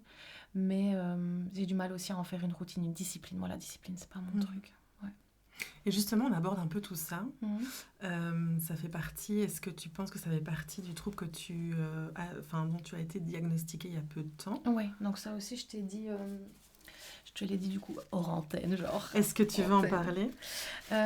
Oui, pour essayer de remettre les choses dans l'ordre... Donc, ça va dans les ordres, du coup. Dans l'ordre inversé, mais ça sera... ça sera tout de suite. Oui, c'est ça. C'est très bien. Oui, c'est très bien. Donc, dans le désordre, mais qui me semble cohérent quand même, en septembre de cette année, on m'a diagnostiqué un trouble du déficit de l'attention sans hyperactivité. Alors qu'on pensait simplement que j'avais un burn-out et une dépression depuis 6 ans. depuis ma grande. Première. Ouais. Et c'est moi qui, au bout de 6 ans, parce que franchement, je me suis donnée pour vaincre mon état dépressif. Et c'était... donc, tu as eu toujours cet état en 6 ans, ce fond dépressif, en fait. Oui, tout le temps. Malgré c'était même tout pas ce que tu mettais c'était en actif. place. C'était actif. Non, c'était une dépression active. Ouais. Et malgré les psychothérapies qui m'éveillaient, qui me faisaient comprendre mon mode de fonctionnement avec le faux self, qui m'ont fait comprendre mes systèmes de valorisation, enfin tout ce qui pouvait éventuellement dysfonctionner, ok, t'as compris, mais maintenant qu'est-ce que tu fais avec? Donc, c'est souvent ça qu'après on a besoin de voir une coach, donc j'ai vu une coach, et puis donc j'avais l'impression, fait tout de A à Z, j'ai même essayé une hospitalisation, j'ai vraiment été dans tous les coins pour essayer de trouver de l'aide, et j'ai fait quasi tout ce qu'on m'avait conseillé, sauf peut-être arrêter le sucre, bien que je ne pense pas que ce soit l'origine de tous mes maux non plus. Ça entretient parfois, parce que c'est vraiment pas bon pour, justement pour ce que je vais expliquer, mais bref. Mais c'était pas ça l'origine du mal. Et donc, on m'a diagnostiqué ce trouble parce que j'ai dit à un moment donné, c'est pas normal, je fais tout pour lutter contre la dépression, de manière vraiment très très efficace, normalement, constructive, et j'y mets du cœur, et il n'y a rien qui bouge. Il me reste tout ça comme symptômes, tac. Alors je cite les symptômes au psychiatre. Je perds tout, j'oublie tous les rendez-vous. Si je pense au rendez-vous, je me trompe d'endroit. Si je me trompe pas d'endroit, je me trompe de jour ou d'heure. J'allais à l'église au lieu d'aller à Neuchâteau. Tu sais, les deux trucs qui se ressemblent un peu, qui sont là plus au nord. Oui, c'est ça. Et puis j'arrivais là, je suis cool, je me suis pas trompée d'heure, je suis à l'heure et tout. Oui, mais c'est pas ici. Ah, ok, d'accord. Ok. Et donc c'était pas une fois de temps en temps, c'était tous les jours. Et donc je me fatiguais parce que chaque fois que je voulais faire une chose, il y avait plein de détours avant d'arriver à cette chose, tu vois, parce que je me trompais, et donc ça me demandait beaucoup plus d'efforts d'arriver à un résultat, un peu comme ce que j'avais eu pendant mes études de médecine, c'est que pour arriver à un résultat sur papier et d'avoir des points, ça me demandait beaucoup plus d'efforts, parce qu'en fait j'ai un trouble de l'attention qui n'a jamais été vu avant, parce que comment veux-tu que quelqu'un voit que tu as un trouble de l'attention alors qu'à l'école tu fais des super points en humanité et que tu arrives à faire des études de médecine? Comment est-ce que tu peux penser que tu as un trouble de l'attention avec la connaissance en tout cas qu'ont les gens d'un trouble de l'attention? Déjà on pense que les personnes avec un trouble de l'attention ils sont tous hyperactifs. À un moment en tout cas, moi quand je ne connaissais pas ce trouble, je pensais que c'était TDAH, c'était des personnes hyperactives qui optionnellement avaient peut-être un trouble de l'attention, mais pour moi ils étaient tous hyperactifs. Et moi j'étais clairement pas hyperactive, je peux faire le flanc sur un divan pendant 3 jours d'affilée, tant que tu me mets du sucre Harry Potter, on est bon. Donc ça clairement pas. Par contre je commençais à sentir de plus en plus une hyperactivité mentale, donc de rapidité de pensée dans tous les sens, incontrôlable, pas arriver à organiser ma pensée pour faire quelque chose avec cette pensée, donc ça passe, mais ça ne construit rien de palpable, de cohérent, etc. Donc il y avait le fait que j'allais dans tous les sens. Ranger à la maison, c'était impossible. Déjà, je déteste ça. J'ai toujours été bordélique. Donc on se disait juste, elle est bordélique. Ouais, peut-être bien. Il y en a plein qui naissent bordéliques et qui s'en foutent, etc. Mais moi, je m'en foutais pas parce que mon conjoint s'en fout pas. Et donc j'aurais voulu faire les efforts qu'il faut. Mais je n'y arrive pas. Mes habits sont jetés par terre au pied de mon armoire, jamais remis dedans. Mais ça depuis toujours. Et donc j'accumule jusqu'à ce que le tas soit si grand qu'on ne sache plus mettre un pied... Donc alors, limite en fait je m'y mets quand les autres vont dire allez c'est bon je te range ton truc parce que là ça peut plus, non alors je le fais alors là donc en fait je manque de motivation pour faire les choses. Et donc tout ça c'est lié au trouble. Je vais t'expliquer juste après ce que c'est, mais là tu me demandais les symptômes. Donc je procrastinais énormément et je ne savais pas que la procrastination était un des symptômes du TDAH. Je ne savais pas que le fait de perdre ses clés mais tout le temps, mais à des moments complètement inopportun, genre juste avant de partir en vacances. Si bien que mon homme me dit, si tu retrouves pas les clés, on part pas. Et on était le matin, on devait partir à 14h, enfin je ne sais plus les heures, mais... parce que sinon, si on quitte la maison et que quelqu'un trouve les clés devant et qu'il rentre quand on est en vacances, ça ne va pas. Et donc, je me mettais dans des situations où c'est pas juste, je perds mes clés, j'ai 10 minutes de retard au boulot et puis c'est pas grave. Non, c'était vraiment genre, j'ai perdu mes clés, donc je ne sais pas rentrer au boulot et donc je vais devoir aller à Saint-Hubert, rechercher mes clés, faire un détour d'1h30, dire à tous les patients que je vais être en retard parce que j'ai perdu mes clés ou faire... Excuse-moi, mais emmerder, il n'y a pas d'enfant qui écoute ces podcasts, donc je peux y aller. emmerder tous les collègues pour qu'ils me fassent venir les clés. Enfin, des trucs qui me mettaient vraiment dans un malaise. Oui, il y en a, ils perdent leurs clés, ça les fait 2 secondes. Et puis, non, c'était vraiment... c'était lourd, quoi. Enfin, c'est toujours lourd. Qu'est-ce que je disais avec ça? Et donc, les pertes, les oublis. Et alors, le pire de tout, c'était la gestion émotionnelle. Je ne comprenais pas pourquoi, tout d'un coup, je n'avais jamais hurlé de ma vie, je n'avais jamais éprouvé de colère avant d'être maman. Et en fait, mon TDAH a décompensé quand je suis devenue maman. Il était caché avant parce que j'ai aussi un haut potentiel intellectuel et donc ça m'a permis de faire des études plus ou moins facilement en fonction d'un primaire ou secondaire ou UNIF. Et donc, comment veux-tu penser à un trouble de l'attention quand... Enfin voilà, ça n'aurait pu venir à la tête de personne. Simplement, j'étais bordélique. C'était la seule chose, en fait. C'était mon seul symptôme d'avant. Oui, c'est ça. Et la maternité a mis en exergue tout le reste qui s'est réveillé, finalement. Tout s'est réveillé parce que, c'est bien décrit, en fait, le TDAH. Donc, c'est pas qu'on est avec, mais c'est neurodéveloppemental, donc il se construit très très tôt dans notre petite enfance, quoi. Et aussi dans le ventre, du coup, mais je veux dire, dans les premières années, on a le trouble, mais il ne s'exprime pas forcément de la même façon chez tout le monde, en fonction de l'environnement et en fonction de notre manière propre d'exprimer le trouble, hein. Donc, moi, je pense que j'aurais jamais exprimé de l'hyperactivité. Il y en a d'autres qui expriment l'hyperactivité. Moi, non. Et ça, c'était pas caché. C'est toujours pas revenu. Enfin, je veux dire, celui-là, c'est juste que je n'ai pas ce symptôme du trouble. Mais par contre, donc, l'environnement compense pour toi. Donc, moi, comme je disais tout à l'heure, j'avais qu'à étudier. Ma maman faisait absolument tout. Je ne devais penser à rien du tout. Rien du tout. Même étudier, mon papa le faisait avec moi. Enfin, je veux dire. Donc, je n'avais qu'une tâche. Bon, si tu donnes une tâche à une personne TDAH qui, en plus, a des facilités... pour étudier, ça passe inaperçu. Sauf que la maternité, c'est un séisme au niveau changement et au niveau charge de la vie, quoi, quotidienne, que ma maman ne pouvait plus prendre en charge, que mon homme pouvait un peu, mais avec son boulot, ses charges partagées, quoi, je veux dire. Et bien ça, plus le boulot, être maman... avoir la gestion d'une maison, des papiers, de tout... Beaucoup trop de contraintes. Ah oui, oui. Trop de tâches en même temps, trop de... Maintenant, c'était plus qu'une seule chose à faire, c'était plein. Donc, mon attention, par contre, n'était plus du tout suffisante.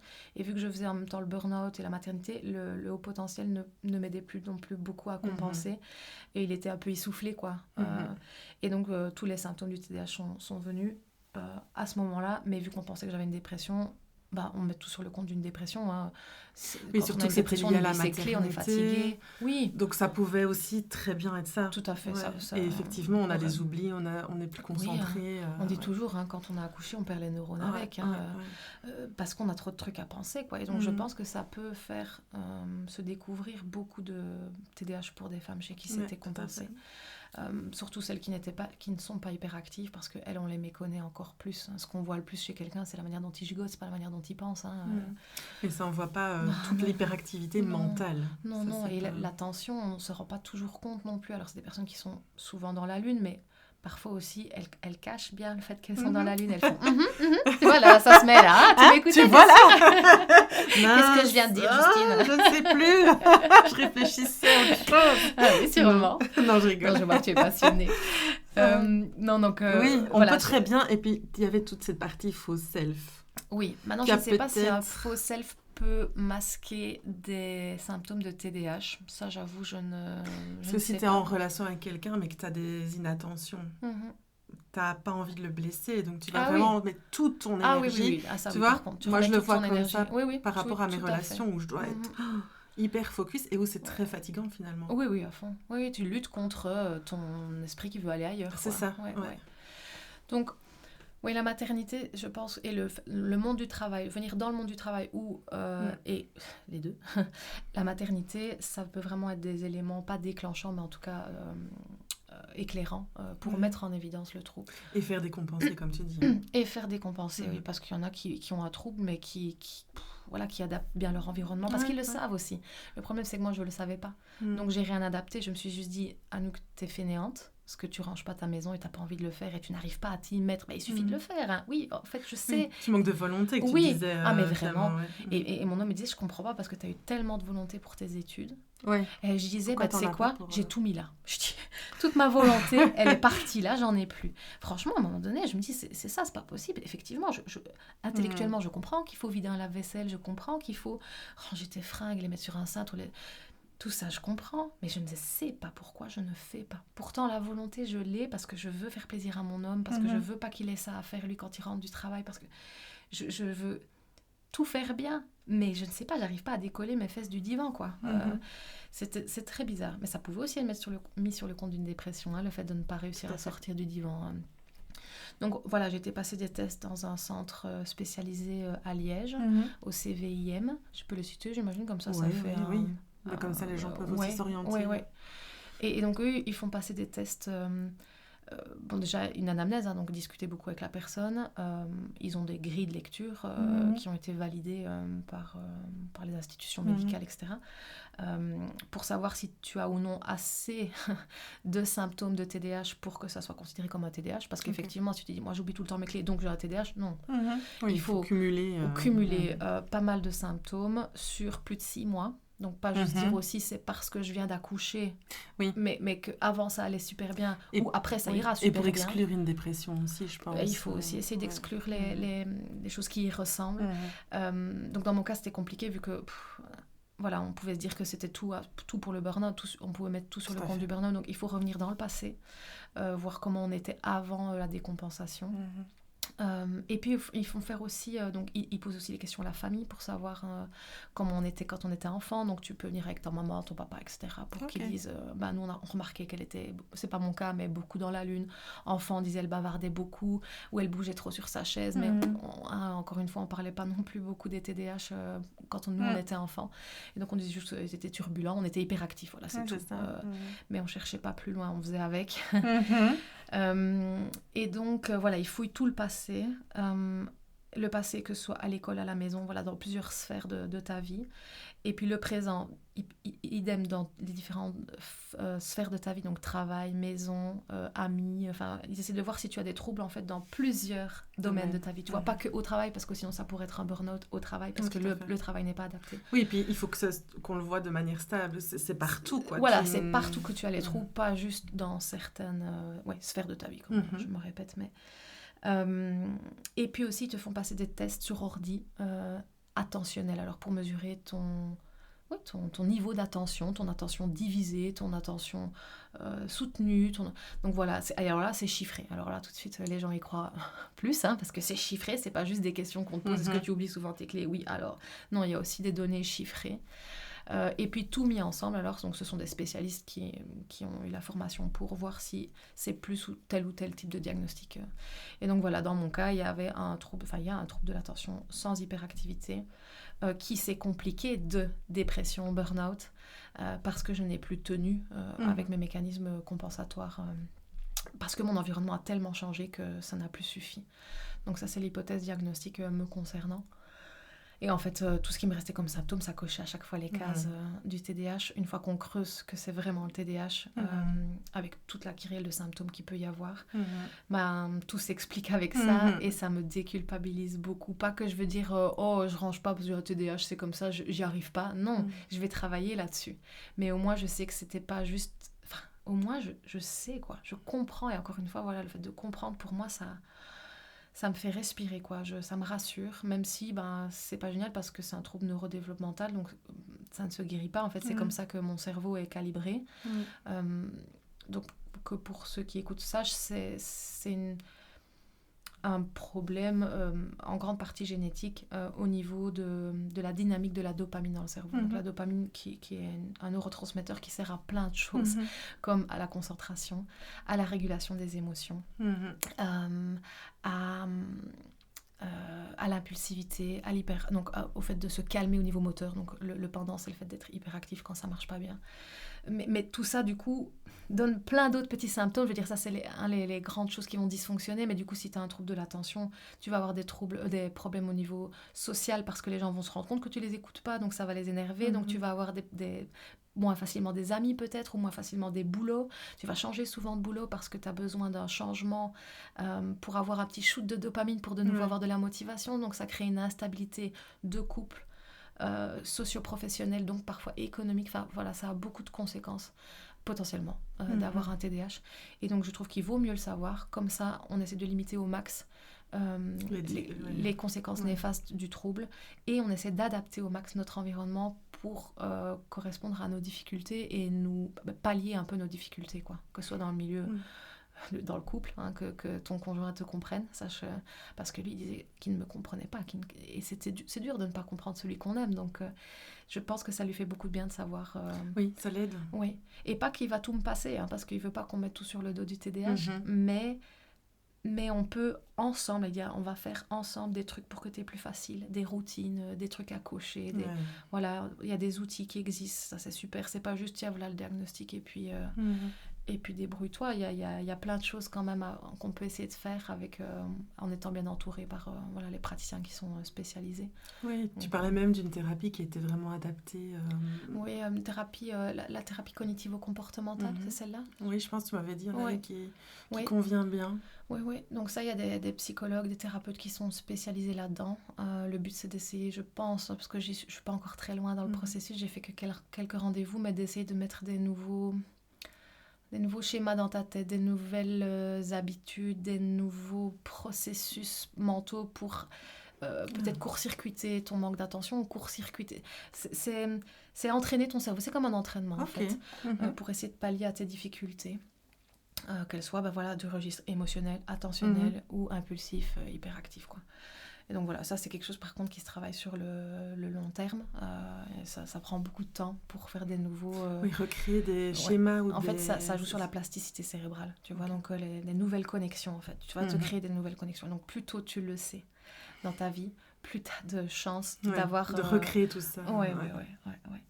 Mais voilà, je veux dire, c'est pas perdu parce que je le sais que maintenant, quoi. La plasticité cérébrale, c'est moins facile. En tout cas, je vais passer moins d'années de ma vie confortable avec le trouble parce que je l'ai su plus tard. Donc, plus tôt tu le sais, plus tôt tu peux essayer d'agir dessus et d'avoir, malgré ton TDAH, moins de difficultés que ce que tu aurais si tu n'avais pas su. Voilà. Voilà. Est-ce que tu as d'autres choses à dire par rapport au trouble ? Oh, tellement de choses. Je suis en train de me former sur ça. Parce que j'aimerais bien, savoir tout sur ce trouble et pouvoir accompagner les personnes qui l'ont, pour qu'elles le sachent le plus tôt possible, mais aussi dès qu'elles le sachent. Dès qu'elles sont au courant, pouvoir leur donner les outils qu'on m'aura appris. Donc voilà, je mets un peu la charrue avant les bœufs parce qu'avant même moi de gérer correctement mon TDAH, je voudrais apprendre aux autres à gérer. Oui, tout à fait. Mais c'est pas grave, ça me passionne et donc là je suis plongée là-dedans à mort, et quand je me sentirai suffisamment armée pour transmettre tout ça aux autres, je pense que dans la région ici, de manière générale, on manque vraiment de personnes spécialisées. Et voilà, vu que j'ai la casquette médecin, que je suis très branchée psy, que je suis prof pour le moment dans une école prof de psy, donc j'ai aussi le côté pédagogique et le contact avec les jeunes, etc., qui est assez facile. J'aimerais bien remettre tout ça en un beau mélange et essayer de faire quelque chose avec ces compétences que j'ai et cette connaissance finalement maintenant de moi, des autres, vu que j'ai cette compréhension fine des autres et cette connaissance du trouble, et essayer de tout mettre ensemble pour offrir un service aux personnes qui sont diagnostiquées, parce que ça par contre je pourrais pas faire le diagnostic, c'est vraiment réservé aux neuropsy ou aux psychiatres. C'est ça. Mais j'aimerais beaucoup voilà, c'est mon projet du moment. C'est un super projet. Ça me fait penser à tes mélanges de couleurs. C'est vraiment un mélange de toutes tes casquettes qui finalement pourrait vraiment faire un beau final, un beau rendu. Oui, c'est ce que je cherche à faire quand même. Comme ça, au moins, mes études de médecine, elles n'auront pas été vaines. J'ai les bases scientifiques qu'il faut pour bien comprendre le trouble, vu que c'est un trouble neurobiologique. Et le fait, oui, que socialement, j'ai des facultés d'accompagnement, je vais dire, comme je l'ai fait quand j'étais médecin conseil. Donc finalement, oui, ça reprend un peu toutes les casquettes que j'ai eues pour le moment.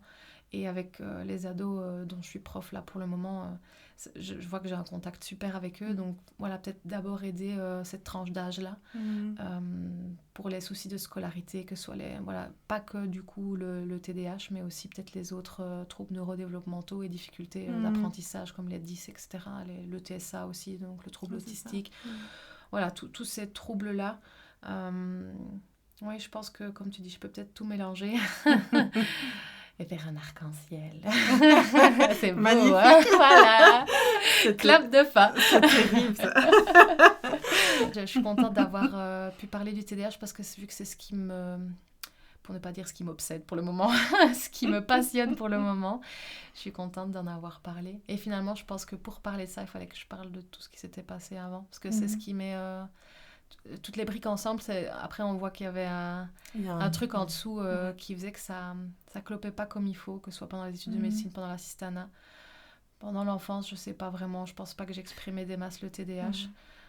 Mais voilà, souvent aussi il y a une grande sensibilité chez les personnes qui ont un TDAH, donc oui, j'ai l'impression que je peux tout remettre là-dessus, en fait. Oui, le TDAH, il y a aussi ce côté hypersensible, alors. Oui, je pense. Oui, et aussi dans le haut potentiel. Et dans le TDAH. Oui, dans le haut potentiel. Dans les deux, oui. Et donc... intellectuel est lié au potentiel émotionnel alors, il y a plusieurs sortes d'intelligence, on va dire. Hein. Donc, et malheureusement, le QI... le haut potentiel, on le diagnostique. En tout cas, là, moi, ça a été fait sur base du QI. Oui. Mais le QI ne mesure pas l'intelligence émotionnelle, ni la sensibilité émotionnelle. Donc, non, ça n'a pas... Enfin, tu vois, ça n'est pas... D'ailleurs, c'est pas un trouble, hein, le haut potentiel intellectuel, je veux dire, donc il n'y a pas de symptômes. Mais on remarque régulièrement que les personnes qui sont HPI ou TDAH ont une grande sensibilité émotionnelle. Donc, pas que j'avais forcément besoin de me l'expliquer, ça, voilà, je suis sensible, mais ce qui est rassurant, c'est que de voir que tout finalement n'a pas un sens, mais... tout se tient là. Moi, j'aime pas les trous, les points d'interrogation. En fait, tu as trouvé une pièce de puzzle là qui te permet de voir le tableau, quoi, et te dire, ok, ça a du sens. Oui, tout s'imbrique. C'est clair dans ma tête. Voilà, j'ai le schéma et moi, ça me rassure d'avoir... Et puis, tu te connais mieux.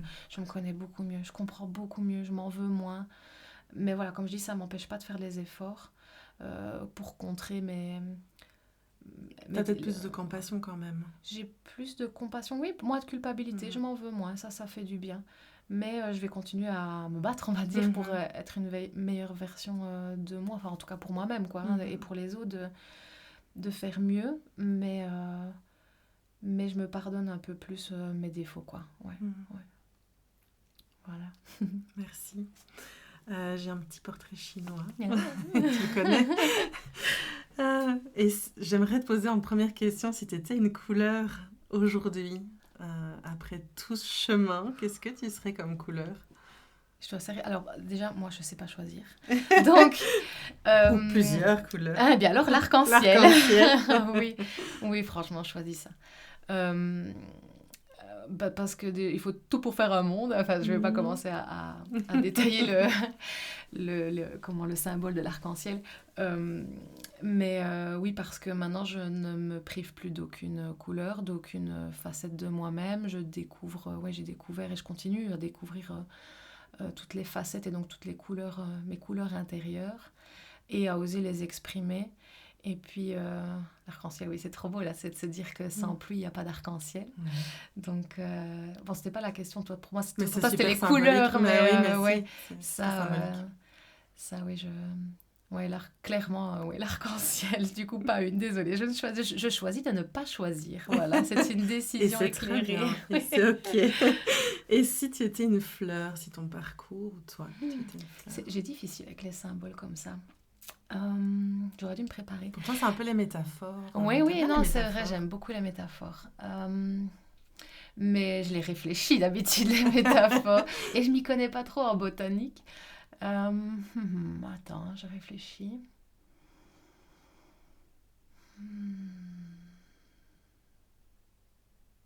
T'en aurais pas une pour moi? J'ai marguerite et tournesol. Ça te parle? Bah, tournesol, il y avait, je pense, déjà je ne sais plus quelle femme tu avais dont tu avais recueilli le C'était au témoignage, début. qui disait, parce qu'elle se tourne vers le soleil, etc. J'avais trouvé ça effectivement Mhm. très beau, mais c'est très faux pour moi. Parce que vu que je suis assez négative, tu vois, à me plaindre des choses comme ça, j'ai pas l'impression que je me tourne vraiment vers le soleil. En fait, j'ai plus l'impression que vu que je cherche la chose qui va pas chez l'autre, c'est encore quelque chose qu'il faut que je travaille, mais que j'ai encore en moi. Je me tourne plutôt justement vers la partie d'ombre des gens Mais il y a pour les les deux, soutenir, dans le etc. tournesol. C'est-à-dire Il y a l'envers, justement. Ah oui, alors ben, je suis l'envers d'un tournesol. Tu sais, Wow. la face moche, là. C'est là où on se dit, oh, zut, il est pas bien mis pour que je le prenne en photo, quoi. Voilà, mais c'est très beau symboliquement. Voilà, je suis le derrière d'un tournesol. Non, je pense que tu Non, pourrais être les deux. Je blague, mais Ouais. non, vraiment, je m'y connais pas assez en symbolique de fleurs pour trouver quelque chose qui me convienne, mais je peux y réfléchir par peux contre, réfléchir. et j'ai dû Et le tu me faire. Tu Ouais. me diras. Mm. Et si tu devais associer ta force intérieure à un élément de la nature? Alors, ça, moi, je dis l'eau. Ça, c'est sans trop devoir réfléchir. Et ça, par contre, symboliquement, pour moi, c'est fort. Parce que je me définis... donc pendant mon voyage introspectif, là, je me suis dit, bon, bah, finalement, en dessous de toutes ces couches, qui je suis et pourquoi j'ai l'impression que c'est tout vide. C'est parce que je me vois comme une flaque d'eau. J'ai l'impression que voilà, je suis malléable, je vais boucher les trous, je vais combler les lacunes, tu vois, quand on verse de l'eau, elle prend le tournoi, le contour des choses, quoi. Mais elle n'a pas de forme propre, elle prend la forme que l'environnement lui permet de prendre. C'est ça, elle s'étend jusqu'à ce qu'elle ait Jusqu'à ce qu'il y ait des bords. Voilà. Ouais, ouais. Et donc, voilà, c'est peut-être pas une image très positive, encore une fois, mais c'est aussi mon super pouvoir.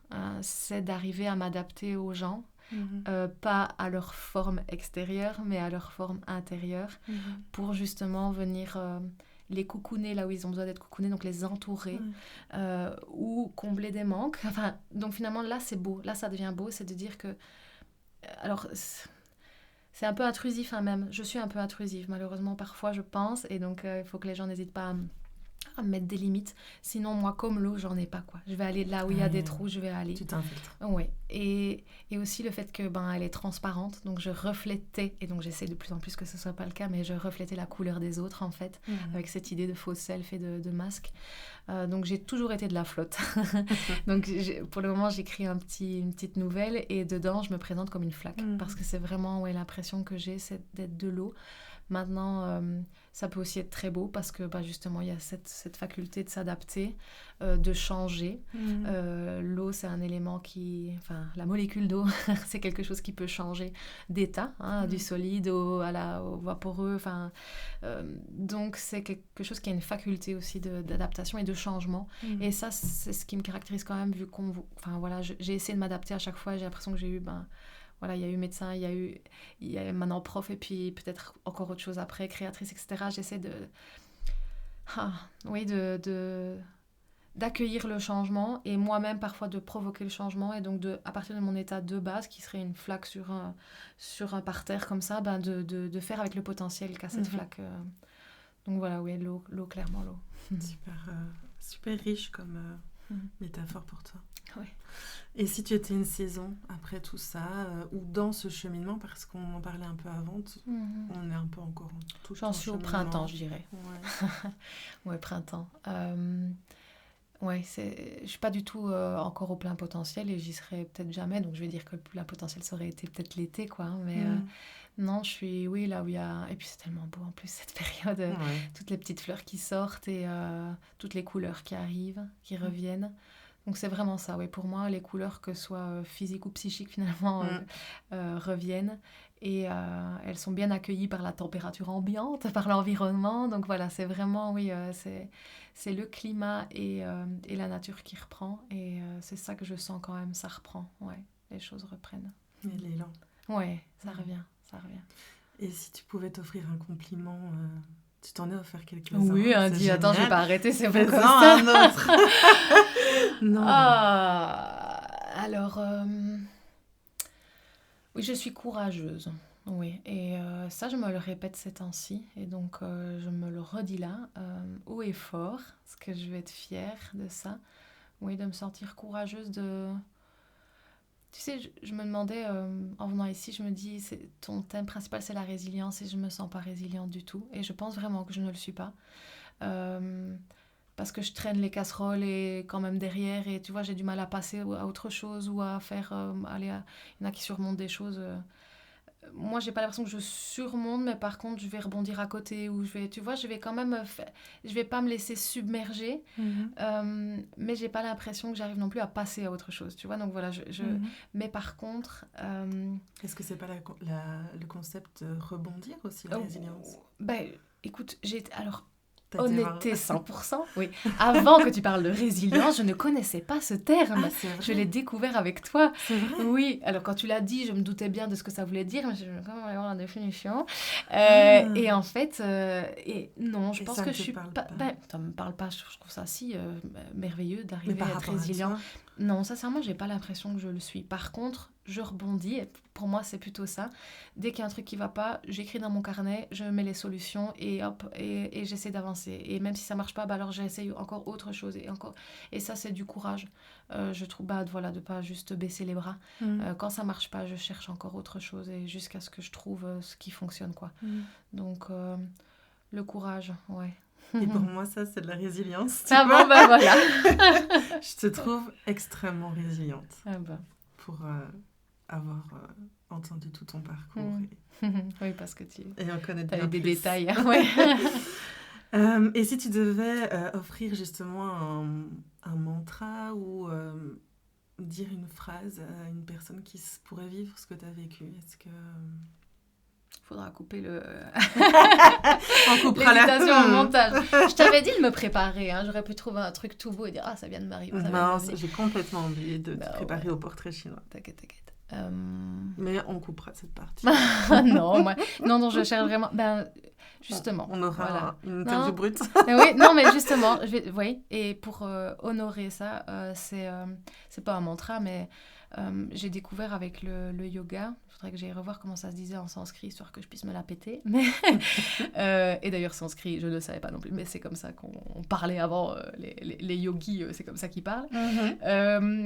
Eh bien, c'est l'authenticité. C'est une des 8 branches du yoga, si je ne m'abuse, parce que je me suis beaucoup... ça m'a beaucoup intéressé, la philosophie du yoga.